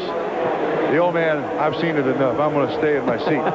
Yeah, Jerome did tell us, too, that they tape the game. They go to all the games. They tape the game, go home. The first thing they do is put the tape in. So they're going to, Gladys, John, and Johnny are going to be stars. First, he said, they wanted a satellite dish, and he said, he got to thinking, sure, I'll get him the satellite dish. That way I don't have to pay for the airfare to get him to the football. He says, yeah, that's a good idea. So then he gives them the dish. They can watch. They still travel to the game. Yeah. They go back home, and they watch the whole game over. Yeah. Plus, he established a very poor situation. When he was drafted by the Rams, he used to fly his family out to L.A. to see the games. Now his family won't drive. They will only fly. Jerome has spoiled Mom, Dad, and brother John. Hey, why not? They went to every game that he played in college, too. At Notre Dame. They missed a few. Some on the West Coast when they played USC. They missed a couple, but they have not missed one game in the NFL. And Jerome Bettis is in his 4th season in the pros. Norm Johnson to Metcalf from the 3. He hasn't even been touched yet until the 33-yard line. So a pretty good return by Metcalf of 31 yards. Next Saturday at 5 o'clock Eastern Time, tune into NBA special, The Greatest Ever. Join host Ahmad Rashad as we take a look at the greatest NBA players ever. Who will make the top 50 list? Boy, that would be tough to compile that list. That's next Saturday right here on NBC. 50 you can pick. I'd say the top 2 or 3 are pretty difficult. A mild concussion is the injury report on Tim Lester, sitting right next to Jerome Bettis. But the Steelers have the lead 17-10 with under 2 minutes left in the third quarter. 4 wide receivers now for Bobby Hebert. Jamal Anderson in the backfield, and whistles have stopped this play, or did Steelers took a timeout. Rod Woodson is back on the field, too. First timeout burned by Pittsburgh, which has retaken the lead 17-10. You're watching the NFL on. Well, you know why there's timeout. There's 4, 7, only 10 guys on the field. Rod Woodson runs in, calls a timeout. They get the 11th on. Good idea. Call timeout when you only have 10 on the field. That's a great idea.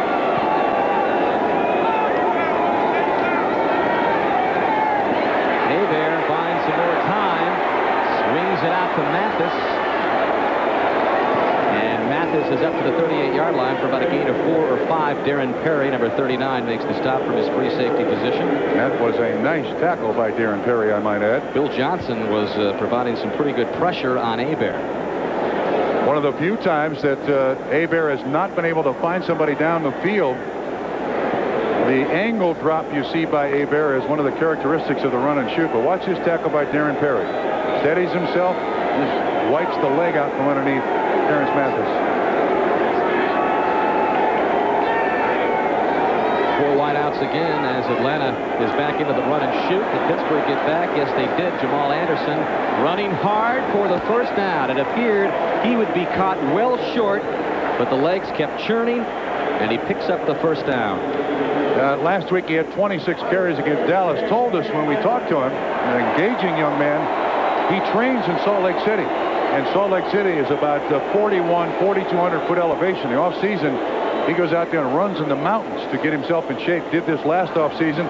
Said when he first started, he thought he was nuts. He said, why am I doing this? And then eventually got used to training at altitude, which really helped him a great deal. First down for the Falcons at the 45. Trips to the right, 3 wideouts. And Hebert's got Mathis again for another gain of 5 or 6 yards. So Atlanta back in the run and shoot mode as we tick off the final seconds of the third quarter. Atlanta had the halftime lead 10-3, but Pittsburgh has come back with 2 straight touchdown drives in the third quarter to take the 17-10 lead. And we'll be right back after these messages from your local station. Dateline Sunday, for private use of our audience. Any rebroadcast or other use of this telecast without the express written consent of the NFL is prohibited. Dan Hicks back with Bob Trumpy. The scoring line through 3 quarters. Both teams scoring on their opening drive. Morton Anderson had a 41-yard field goal to make it 10-3 Atlanta at the half, but it's been Pittsburgh coming back with 2 straight scores to start out the third quarter, but in the fourth quarter, not a single touchdown all season long. Atlanta on the move at the Steeler 48. And Jamal Anderson running for more first down yardage.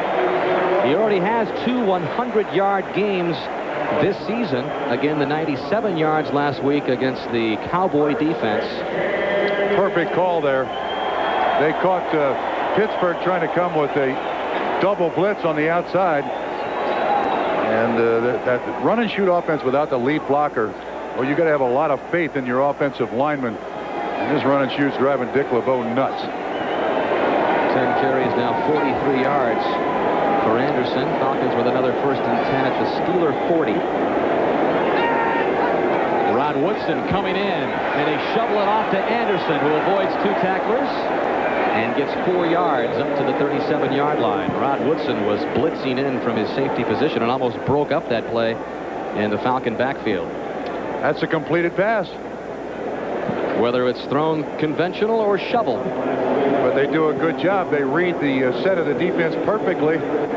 Anderson goes by him, gives Woodson a little shove, and then becomes the receiver. But actually, this is a good job by Pittsburgh to allow him just, what, 5 yards on that reception? Second down and 5 for Atlanta. Trailing 17-10, opening moments of the fourth quarter.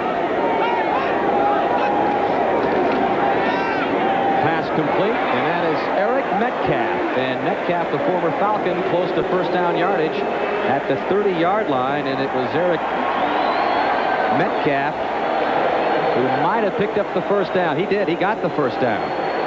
When he was with the Cleveland Browns, here's Metcalf right here. When he was with the Cleveland Browns, he was a running back / receiver. Told us, I am just a receiver now. Only a receiver. I don't run the ball anymore except to return kicks and punts. Running back all his life, he misses that aspect of the game, which he used to be a big part of it. Cleveland, 7th play of this drive now. Metcalf. Over the head of Metcalf and picked off by Darren Perry. A flag comes in at the 30. That might have been a flag called on the return after Perry had intercepted it.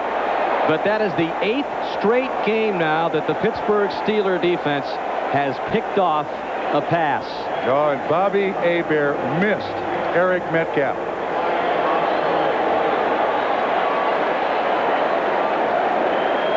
That is Perry's 3rd interception of the season. Again, a flag has been thrown, and we'll let Blum sort it out. Yeah, that's Hebert's 10th interception thrown, too. And that, I don't know how he lost track of Eric Metcalf, but he got locked into one receiver, personal foul, a low block against Pittsburgh. On the return. There's Greg Lloyd lobbying on the sideline. Wait till he sees that one on film. Oh, my goodness. Hebert, a starter for the very first time since his Pro Bowl season. Result of the play. After the interception, there was a forward fumble out of bounds. The ball spotted at the 29-yard line. Personal foul, low block after the change of possession. Pittsburgh, number 92, half the distance to the goal. First down, Pittsburgh. Jason Gilden called for the penalty, number 92. Here's 92 right here. Let's see if we can pick up exactly what happens. Yeah, no question. But he barely makes contact with Anderson. Still, the penalty is called. And that is the first turnover of the ball game, and it comes with 12:38 left in the 4th. The penalty by Jason Gilden after the Darren Perry interception sets back the Steelers to the 14-yard line.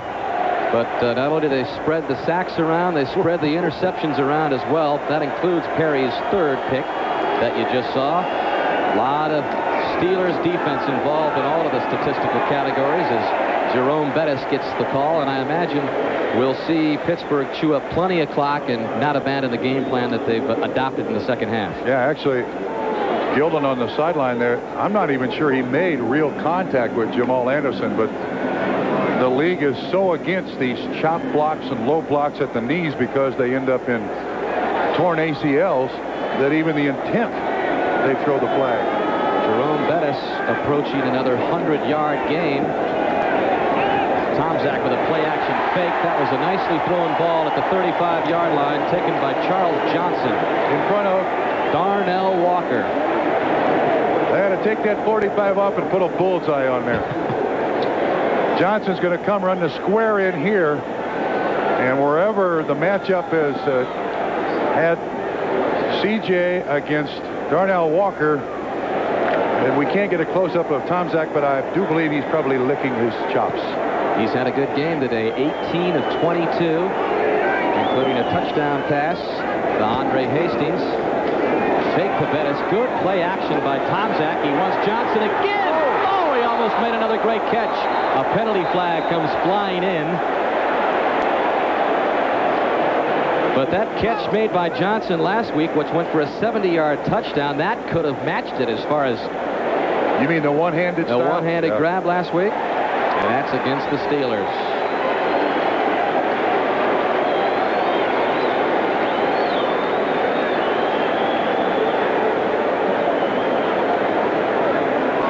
All of a sudden, the least penalized team in the NFL is picking up some costly ones here. Pass interference. 87 offense. 10 yards. Repeat first down.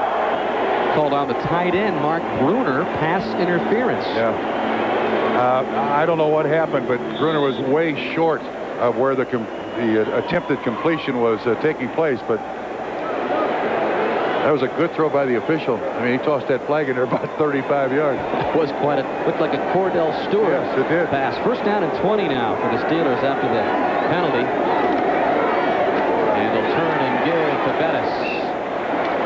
Close to the 30-yard line. We mentioned Bettis closing in on another 100-yard game. That gets them even closer. Nice little delay. Tim Lester, the fullback, back in the game, number 34. But this is a great job by Chuck Smith, number 90. You're going to appear him. There he comes out of the pack in there to assist on the tackle. There's Tim Lester back. Probably thinks it's Wednesday. 94 yards now by Bettis. Blitz. Second and 16. Tom Zach gets rid of it. And that'll be caught at the 35 by Hastings. Anthony Phillips on the coverage, but that'll bring up third down and another long situation for Pittsburgh. They read the blitz properly. Hastings realizes that this is just a hitch. Go down 6 or 8 yards, wait for the ball. Excellent tackle by Phillips.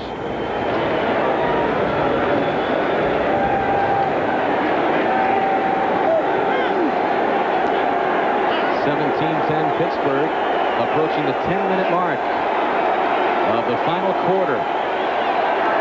Third and 11. Tomczak trying to set it up for Pegram, and Tomczak just had too much pressure on him. Clay Matthews, Jesse Tuggle. Matthews was the man in coverage. Eric Pegram never turned around and looked at the football. Pegram's going to release out in the flat, and you see the pressure coming. And Jesse Tuggle, as you said, Dan. But Pegram never turned his head around. Josh Miller, this one a low kick. Metcalf comes up to the 26, puts on some moves and doesn't get anywhere.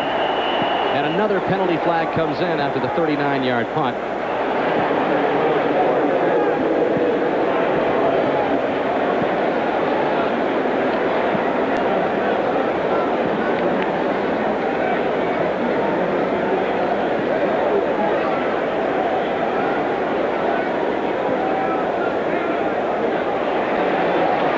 Against the Falcons. During the return, illegal block in the back above the waist, number 45 of the return team. 10 yards, first down, timeout. Darnell Walker. June Jones and the Falcons trying to get their first win of the '96 season.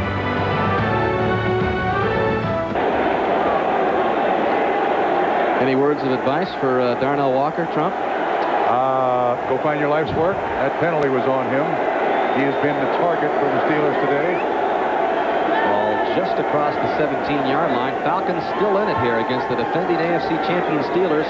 Trailing only 17-10. Hebert back in the run and shoot. Metcalf has it close to the first down marker, and I believe they'll spot it just ahead of it. Carnell Lake on the stop, but not before a 12-yard gain by Metcalf. Metcalf leads the NFL with 1,178 total combined yards. That was his numbers coming into this game. And you look at the Steelers' sacks, it's been all the Falcons getting the sacks today. Zip for Pittsburgh. Yeah, Falcons have 4.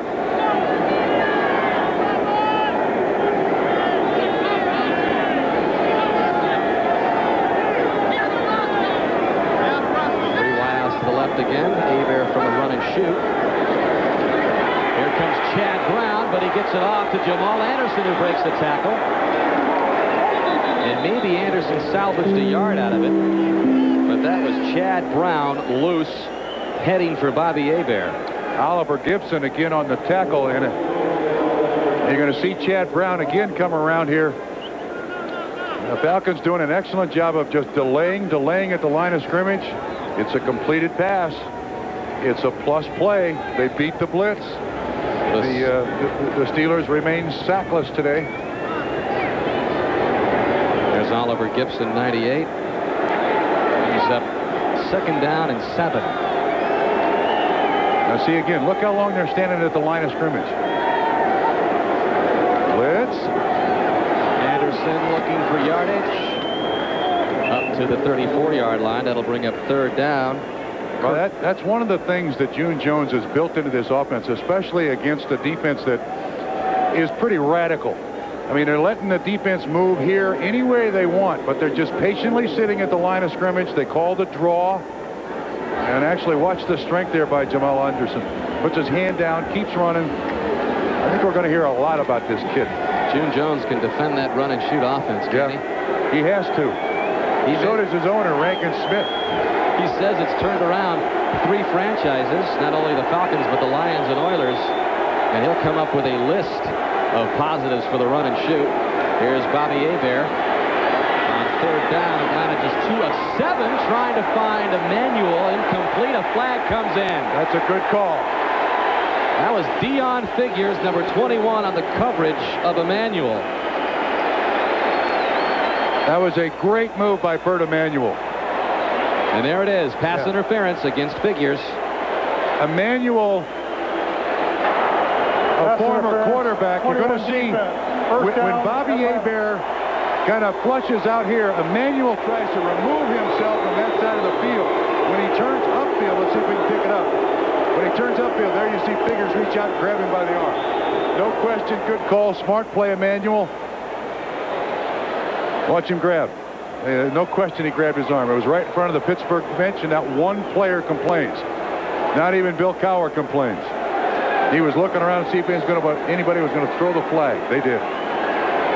So the first down, ball at the 49 for Atlanta. 7:15 left. And Anderson gets the carry.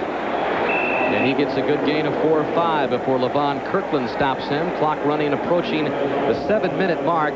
Last week when Pittsburgh lost to Houston, it was the first time in 29 regular season games that the Steelers had lost a lead going into the fourth quarter. They have the lead here going into the fourth quarter, and Atlanta is on the march.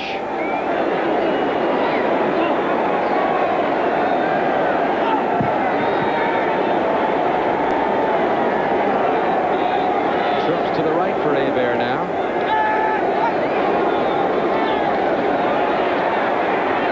Lofting it up downfield for Emmanuel. And he's got it at the 5-yard line. I thought Dion Figures had intercepted that thing. 41-yard gain for the former Rice quarterback, who's figured very prominently in keeping this drive alive as the Falcons have first and goal now. I don't know how Dion Figures does not make this interception. He puts his hands out like he's going to. Watch him look back. Right over his outstretched hands. Great concentration by Bert Emmanuel to make the catch. He went to UCLA in college as a quarterback. Did not want to change to receiver. He went to Rice to stay a quarterback. They bring him into the league, and he says, sure, I'll play receiver. Terry Donahue had Tommy Maddox, and he was going to be the quarterback for the Bruins, and Emmanuel said, no, I want to play quarterback. Thank you very much. I'll transfer to Rice. Emmanuel's got the Falcons within touchdown range with a chance to tie it up.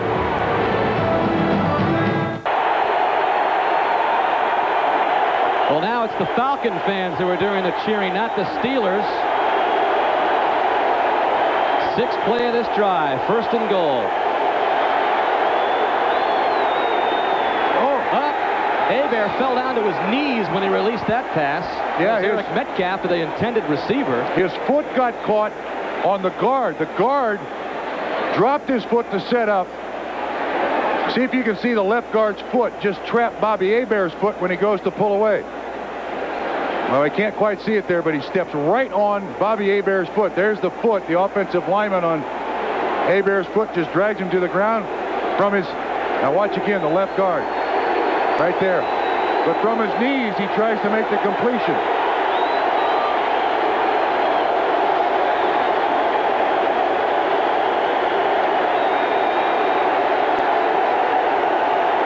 Did they get the play off? Just barely. Hebert to the end zone. Touchdown. Bert Emmanuel.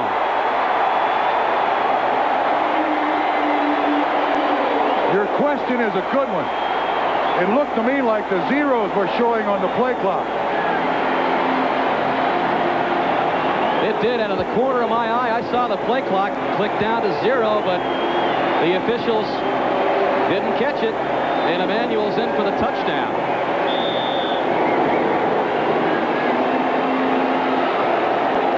How good was Bert Emanuel on that drive? That's 2 pretty catches. Johnson for the important extra point, and with 5:55 left, the Falcons offense has come alive, and they've tied it up at 17.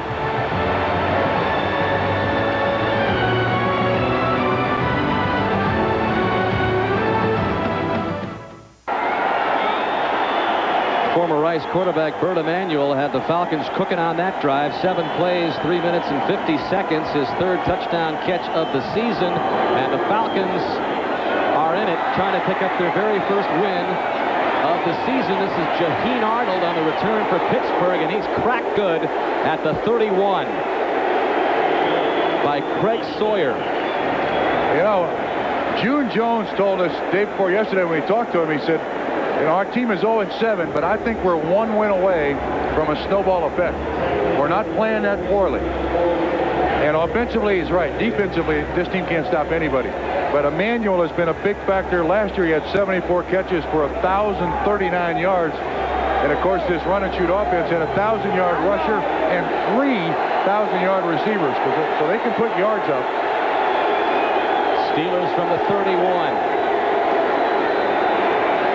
Bettis, not much. Jesse Tuggle came up.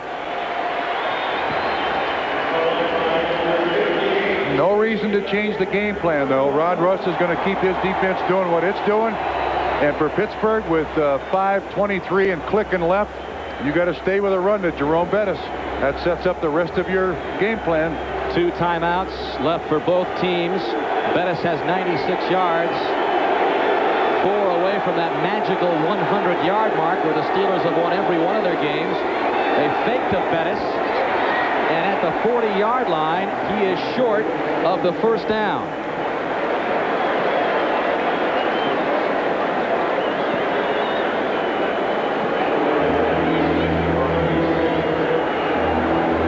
Well, let's get an update on the Jaguars and Bengals, and for that, let's go to Greg Gumbel in New York. Greg? All right, Dan, this is Jeff Blake.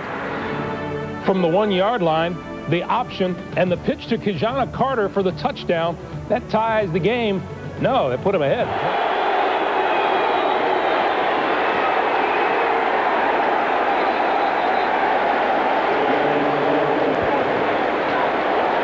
All right, Greg, thank you very much. Jerome Bettis just got the call and picks up the first down as Cordell Stewart came in on 3rd down and short at quarterback for Pittsburgh. Yeah, Cordell is the short yardage and goal line quarterback. And just to put another little aspect for the defense to think about in there.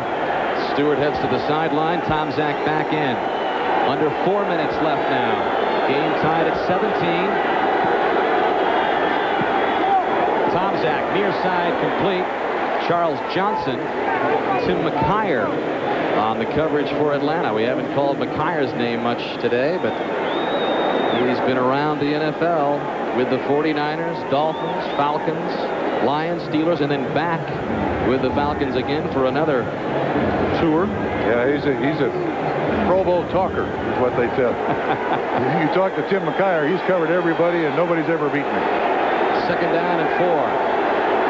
Johnson's now amassed 90 yards in receiving. Bettis is going to get the first down, and he's over 100.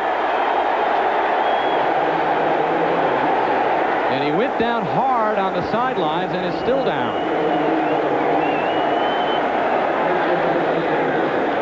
Family concern. Not Dad, though. I know the kid's tough. He'll get up, no problem. With that carry, Jerome's 22nd of the game. He now has 110 yards.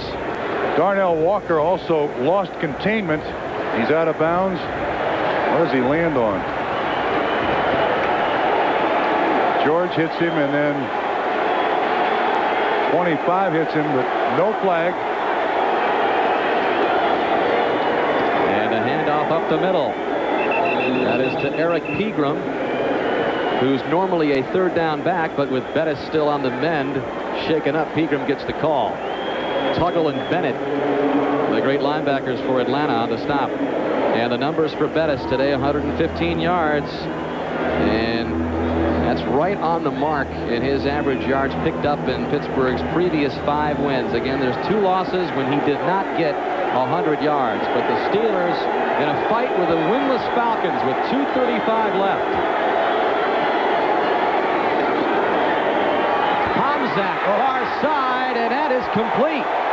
At the 21 to Andre Hastings. Darnell Walker again picked on, the gain 14 for Hastings. That was a great catch by Hastings, too, because this ball is 3/4 of the way there before Hastings gets his head around. This is an excellent adjustment, and look at the cushion by Walker. I hope he saved his money. He has been picked on. Walker, 7th-round pick out of Oklahoma.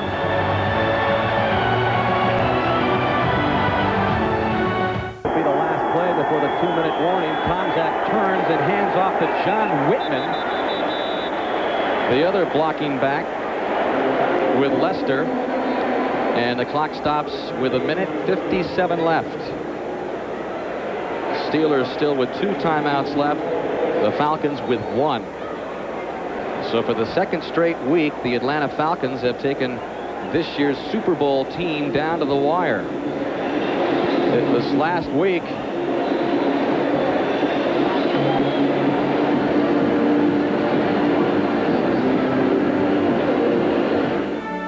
The NFL on NBC is brought to you by Lexus Luxury Automobiles, the result of a relentless pursuit of perfection. By American Express. Wherever you are, whatever you're doing, American Express helps you do more. And by IBM, solutions for a small planet.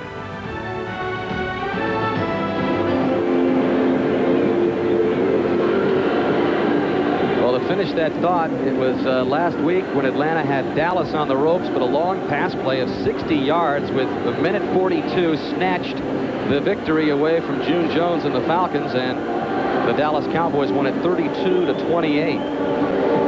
Dan, today for the Falcons, the offense has done its job. The defensive backfield, which we thought was the weakness of the Falcons at the outset of this game, has been exposed again. And primarily number 45, Darnell Walker. Pittsburgh has just picked on him unmercifully. And Tomczak's numbers in this second half, Trump, 10 of 10 for 114 yards. He has been perfect in the second half. As you take a look overall, those are pretty good numbers. Yeah, I hope to tell you. Wow. 21 of 25. I'd also like to see Bettis' numbers in the second half, because I think that is the biggest key for Pittsburgh in this second half performance. Remember, he had 36 yards at halftime and had 110 yards or so at last count. So he's had about 80 yards just in the second half alone. But the Steelers tied with the Falcons 17 all. 2nd down and 5 from the 15. And again to Bettis. Close to another first down. And the clock stopped at 1:48.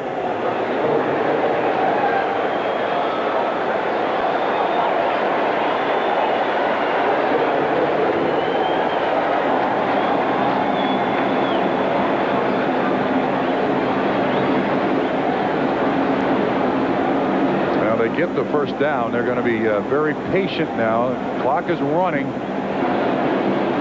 There is Norm Johnson, very reliable. Normally he did miss a 38-yard field goal last week in a loss at Houston. And now a timeout is called after the Steelers pick up the first down. They call it. And so Pittsburgh down to 1 timeout left. The Falcons also have 1 timeout remaining. The clock stopped at 1:24.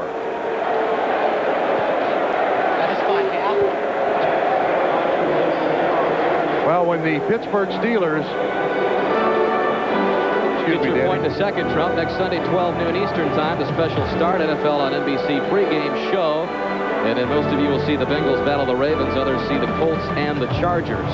Then in the second half of the doubleheader, we've got the Dolphins and the Patriots. And others will see Seattle take on the Houston Oilers. Check your local listings for the game in your area. The NFL on NBC next Sunday starting at 12 noon Eastern time. As I was about to say, when the Pittsburgh Steelers went to their personality, that is Jerome Bettis, and hammer the line of scrimmage, took control of this football game. And the Falcon offense has done its job, and the Pittsburgh offense has done its job. Well, here's this dreaded red zone for Pittsburgh. Trying to punch it in. They've had all problems all year long. Bettis trying to turn the corner, and the Falcons are there with some nice pursuit. And your pal Darnell Walker was there as well, Trump. He's not going to win any favors from me from here on out. The die has been cast. Minute 14 left. I wonder what mementos he might take from his brief stint with the Atlanta Falcons. If he's the best corner that they can go to, they are in deep trouble. Ball at the 11-yard line. Second down after no gain by Bettis. Tomczak, loser for the very first time last week. Trying to pull this one out for Pittsburgh. Am I correct? His numbers for the day, 21 of 25. That'll work. Perfect in the second half. That'll work. He had a rough week last week. He lost a couple of fumbles in the loss to Houston, but has been on the mark today. Just hang on to the football here. Lester's in front of Bettis in the backfield. Johnson in motion. And they give it to Jerome. And good running room. Bettis pulls his way inside the 5-yard line. Cornelius Bennett made the stop. Clock continuing to roll. A minute left now. I see he had 9 carries in the first half. And I don't think you're going to see great blocking right here in this little alley. Excellent job by Lester right there. And Jerome has such great confidence. Dermontti Dawson, the center pulls. Mom, Dad, Johnny Jr. proudly waving that terrible towel. I got no problems waving that terrible towel. We'll have more fun watching that tape at home if Bettis gets into the end zone here for the winning score. Steelers can pick up a first down on 3rd and 4. Jerome's got it. Pulls his way down close to the 2-yard line. They have to get inside the 1, or about the 1, I believe, to pick up a first down. So this will basically, if they bring Norm Johnson on, be an extra point. And that will bring up 4th down with 12 seconds left. And they'll let it run down, call the timeout with 3 seconds left, and put it on the foot of Norm Johnson, which would be a chip shot. Yeah, and Danny, this is a clear-cut case of a team that has confidence in its ability to win. The last time the Steelers got the ball, they got it at their own 30, drive the ball down the field. And this is also a clear-cut case of a team like Atlanta who has lost so consistently, they can't come up with a big play to stop this final drive.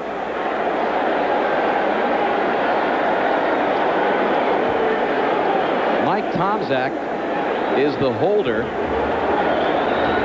Normally that belonged to Josh Miller until Miller got hurt and Tomczak took over, and Miller's back, but they like to keep Tomczak in there, and he'll be the holder for the 15-year veteran Norm Johnson.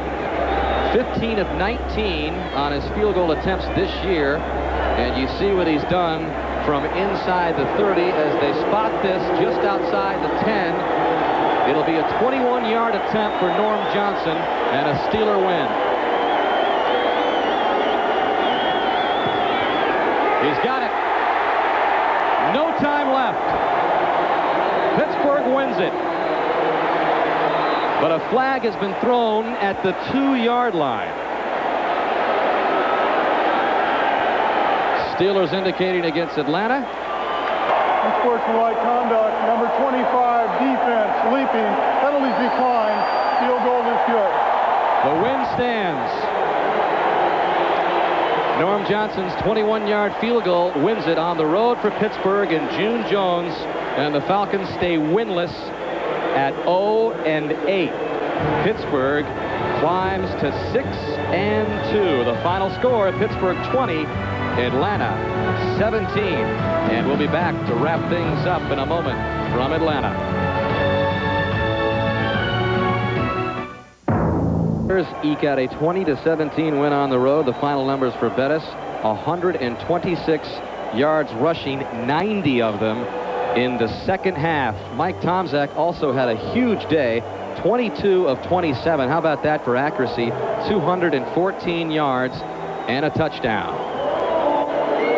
Pittsburgh gets back on the winning streak, or on the winning track, after having a 5-game winning streak snapped last week. It was Norm Johnson who got the win for Pittsburgh. His only field goal attempt of the day. Actually, he did make one to open up the scoring for Pittsburgh, and he closes the scoring for Pittsburgh as the Steelers win it 20-17. We'll be going to Greg Gumbel in New York for the NFL on NBC Postgame Report after these messages from your local station.